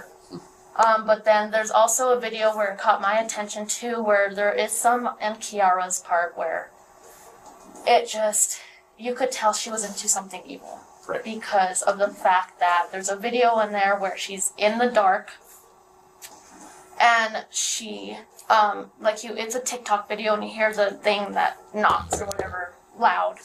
And on the bottom she put, ooh, I think I pissed off this thing that's in my house or whatever to that thing. What So about Isaac's social media? he doesn't have much on there, nothing. Not too much. Does somebody want to hang on board? He doesn't even have his pictures. Stuff like that. No. Kiara has him on some of hers, and like I said, it's mostly teenage stuff, you know, filters. It's normal stuff, and what creeped me out is the fact that, like, I scrolled through every single Kiara's videos, and what creeped me out was those main videos that were recently taken. Like, you could obviously know something, they were doing something they weren't supposed to. So a lot of background information about these people, which is helpful, helps us kind of gain some insights to a little bit more what they're about. Can you tell me anything more about the actual day of the incident, or really all you know is that you got the phone call and reported to police? He wanted us to come and pick him up, had 2 bags, and I told him, no, we told you, if you leave this house and you go back with her, you're not allowed to come back and live with us. Yeah. And he tried it again, and I told him, no, we're not going over there to pick you up. Yeah. And I'm glad we didn't. No, you gotta be firm in your rules as a parent. Because come on, I'm telling you, you're 26 years old, you need to work. You would just sign me off as a nag. That's when you need to work. These are Kiara's? Kiara's. Yeah. Yeah, it doesn't. We have all that. Yeah, the police, they know how to get that stuff. And that's all I told him no. I was yelling in my voice up in the car we were driving. So no, we're not gonna pick you up. You need to be a man, you need to go get your praise. How much money you have there though? About $3,000. Well, go get you a hotel. Yeah, a couple nights, whatever. Yeah, but we don't know if he was lying to us because he was a very he would lie to us about stuff. I mean, you believe it. That's how much he would lie to us. Yeah. And she's a liar too. Yeah, She's she is probably worse than him. And I could say too that there has been times where I would hear from my sister how Kiara was being very abusive toward Isaac. He would threaten him. I heard one time that I think my sister had told me, because he wouldn't tell me personal stuff, you know, it was just like fun to hang out with. But my sister told me that she, I guess, kicked him in the groin or punched him whenever she would get mad at him, I guess. And she would say, I don't want you ever to have babies. As she would hit him in I'll the make groin. you do what I want you to do.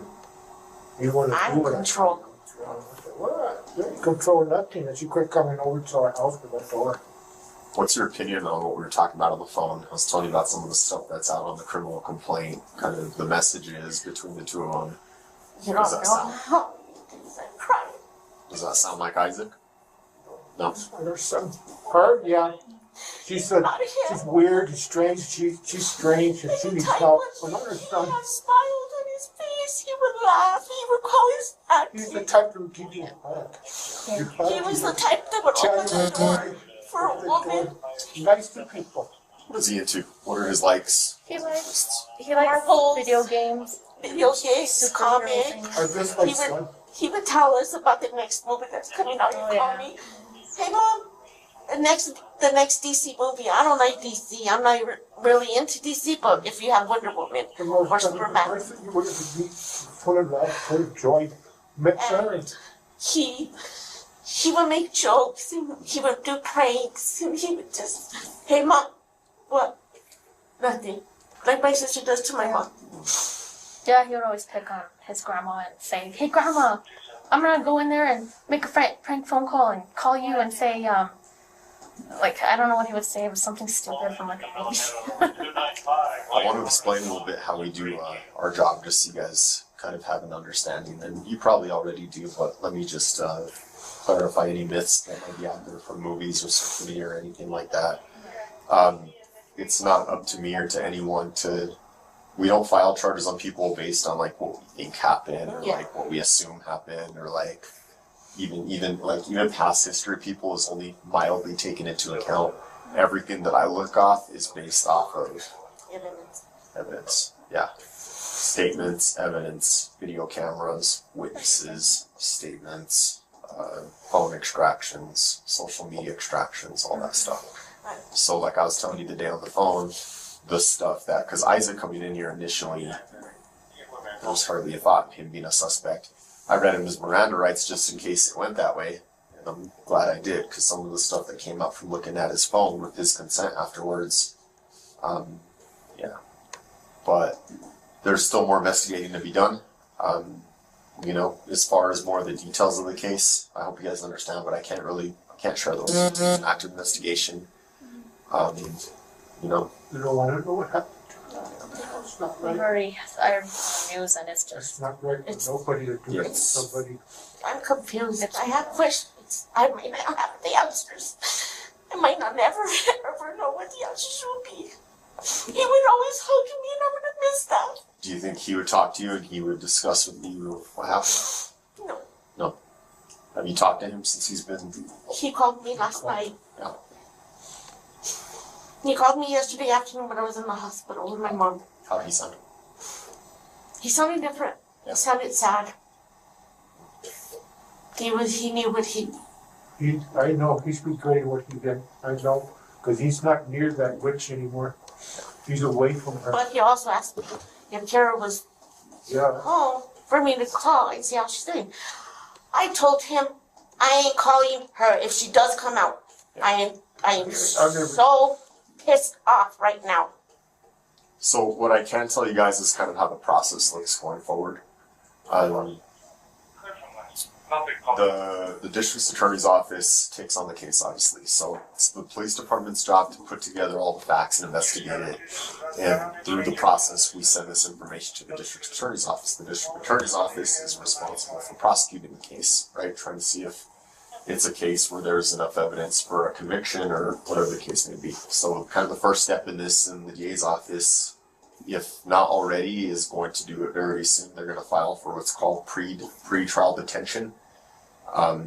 Basically what that means is they request an audience with the judge and the prosecutors there, the suspects in the case, the defendants, your son and Kiara, whether they represent themselves, get a public defender, or get their own private attorney, they get the legal counsel of their choosing, and it is basically the first court proceedings where the prosecutor, the state, is trying to get the judge to hold the defendants throughout the duration of the whole trial.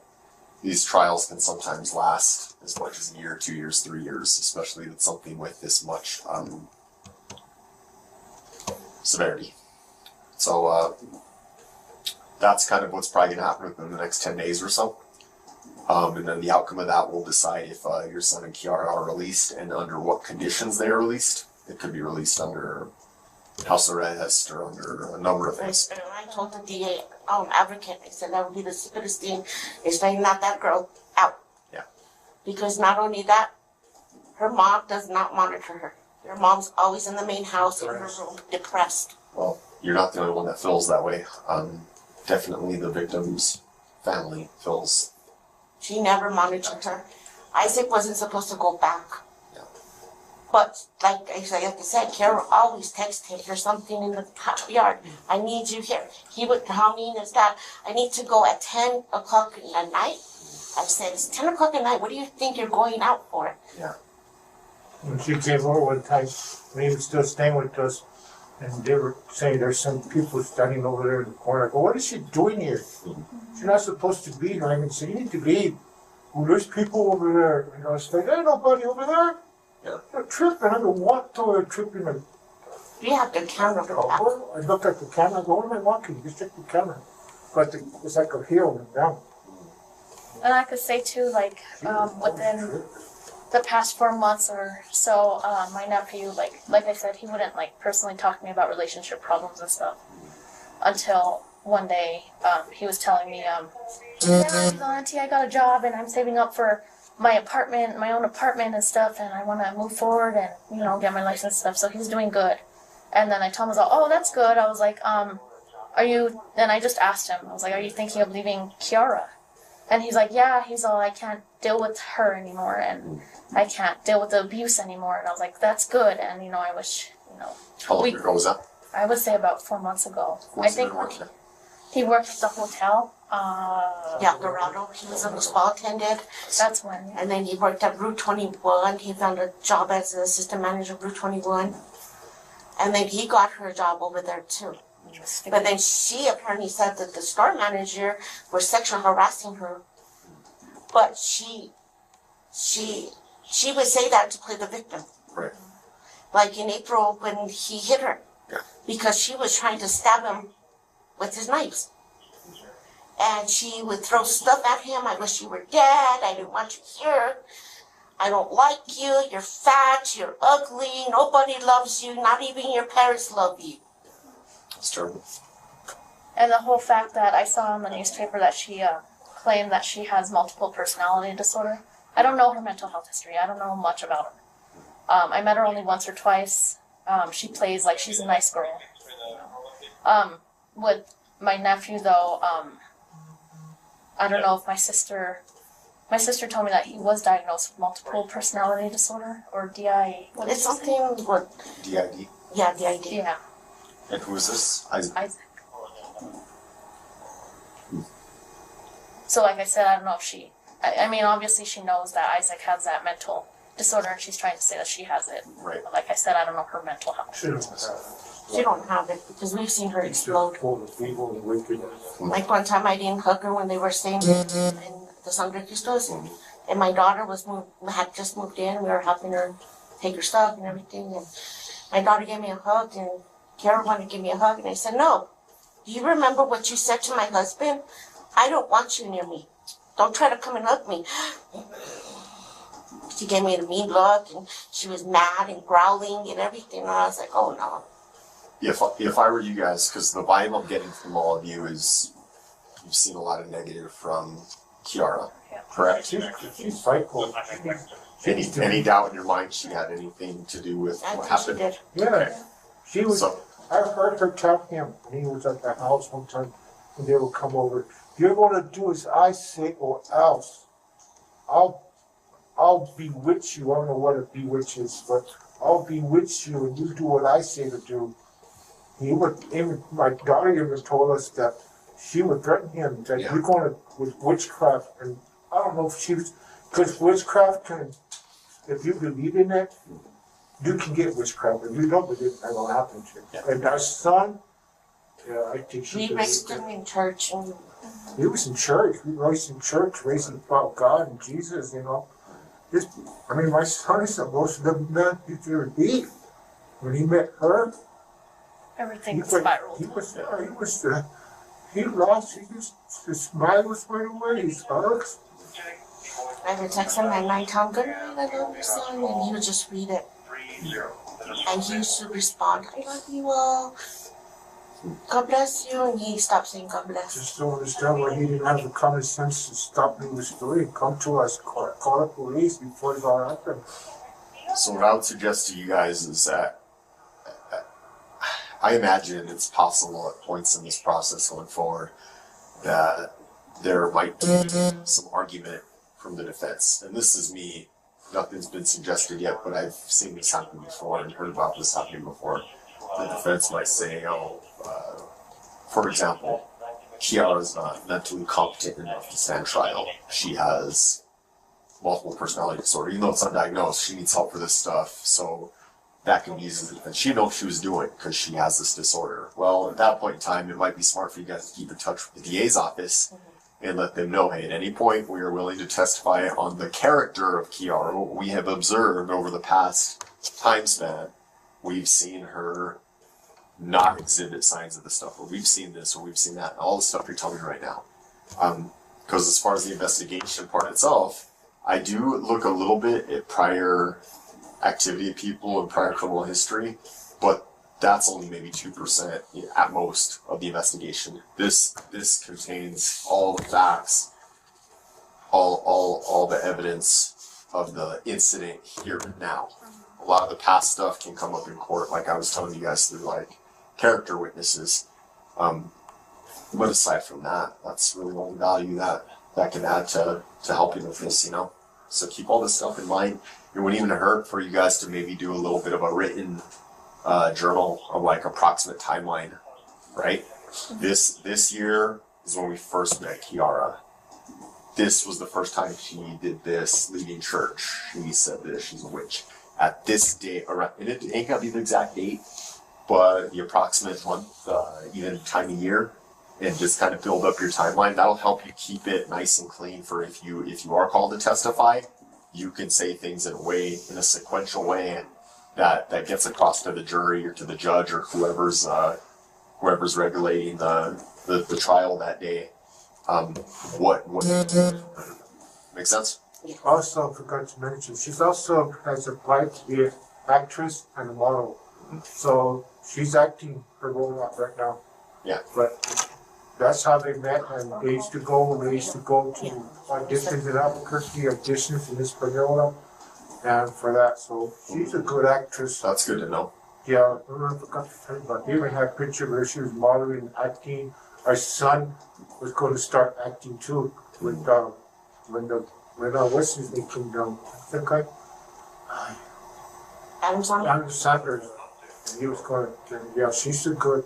The good thing is their statements from their interviews are just part of the investigation. You know, the information contained in their their social media, their phones, you know, all that other stuff, the DNA evidence, all that stuff. You can't act your way out of that. You know? So don't worry, guys, we're gonna figure out everything that happened. But I do have something else coming in now in about 5 minutes. I don't know if you guys have anything else you wanted to discuss. Like I said, I can't really give in any information more than what I've already said about where the investigation is at or where it's going. And she went, oh, there he is. Because What they said, there it is. somebody It's like, what? anonymous had sent me. Maybe.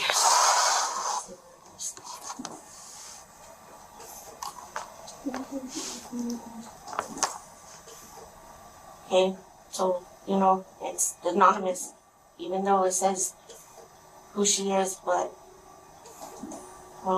she sent me. Who's this? This is supposed to be. Trying to find the text message. She sent me all kinds of stuff. Who's she? This is my daughter. She wants to remain anonymous. When was this? She didn't tell me when. With the text, or was she sitting there? Yeah. Like when was this? Like what's going on here? Because I had told my daughter about what Oh, her brother was in jail. she didn't believe it, so she sent me that. And This was sent when? let me see what the October 29th. And this is your daughter? Yes. And she's saying this to you? She said that her friend sent that to her. Her friend sent that to your daughter? Yes. And then her daughter forwarded it to you?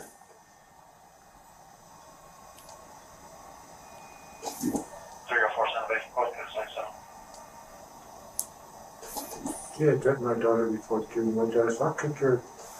My daughter's a big girl. She's tall. So who wrote these messages? I don't know. She didn't tell me who it was. She didn't give me the name or nothing. But if I get her name, if I ask her, and Yeah, go home and let her text her, ask her. yeah. That is interesting because it sounds like there's potential that was sent from Grace. Well, I would need to know. I would be able to have to tie it back to Grace. Yeah. And I have Grace's phone, so I might see that just off her phone at She some says point. a different homegirl that they need. Oh, someone different? Somebody different. Oh, okay. But Kiara would always do the planning, Uh-huh. and Isaac was the one that always. Yeah, she was like in control of him. Like he would carry out the plan that she would make. Like he's controlling her. Like if he didn't do it, she got She mad. would make sure it would get done. His mind was like, what is it? You know, we call it in Spanish bocaria. You contacted the DA's office. I will. Any points where they'd be willing to I'm glad. allow you to come in as like a character witness or something like that? You know? I'm glad that you can show me the Oh no, I can't. crying. I wouldn't be able to show you any of that stuff. Every day, crying for the mom, crying for. It's sad. It's Hard for the city in general. a lot of time. I know that's all our leftover from the kids didn't take enough. I got numbers for two of the members You of know, that the elevator's right there. hospital for that block. You did not have it. Stand by and What are you guys doing for the rest of your day? My sister's going back to the hospital. My mom's getting dialysis. I'm going home. I'm tired. You guys live here in Soundproof? Yeah, we live a couple of. Is it the first? Yeah, number one.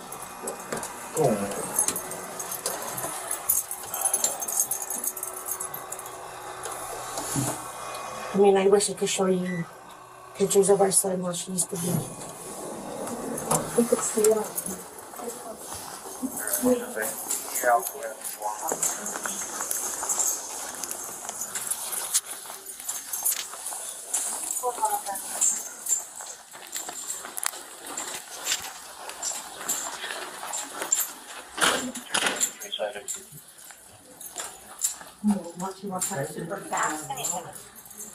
What? Me? Where's the Hoged? I have nerve damage on my left from Hoged. Thanks for coming in, guys. If anything else comes up where I feel like I need clarification on any information or anything, I'll give you a call, okay? Okay, thank you. All right. Good luck, guys. Thanks for coming in. Bye. Video off.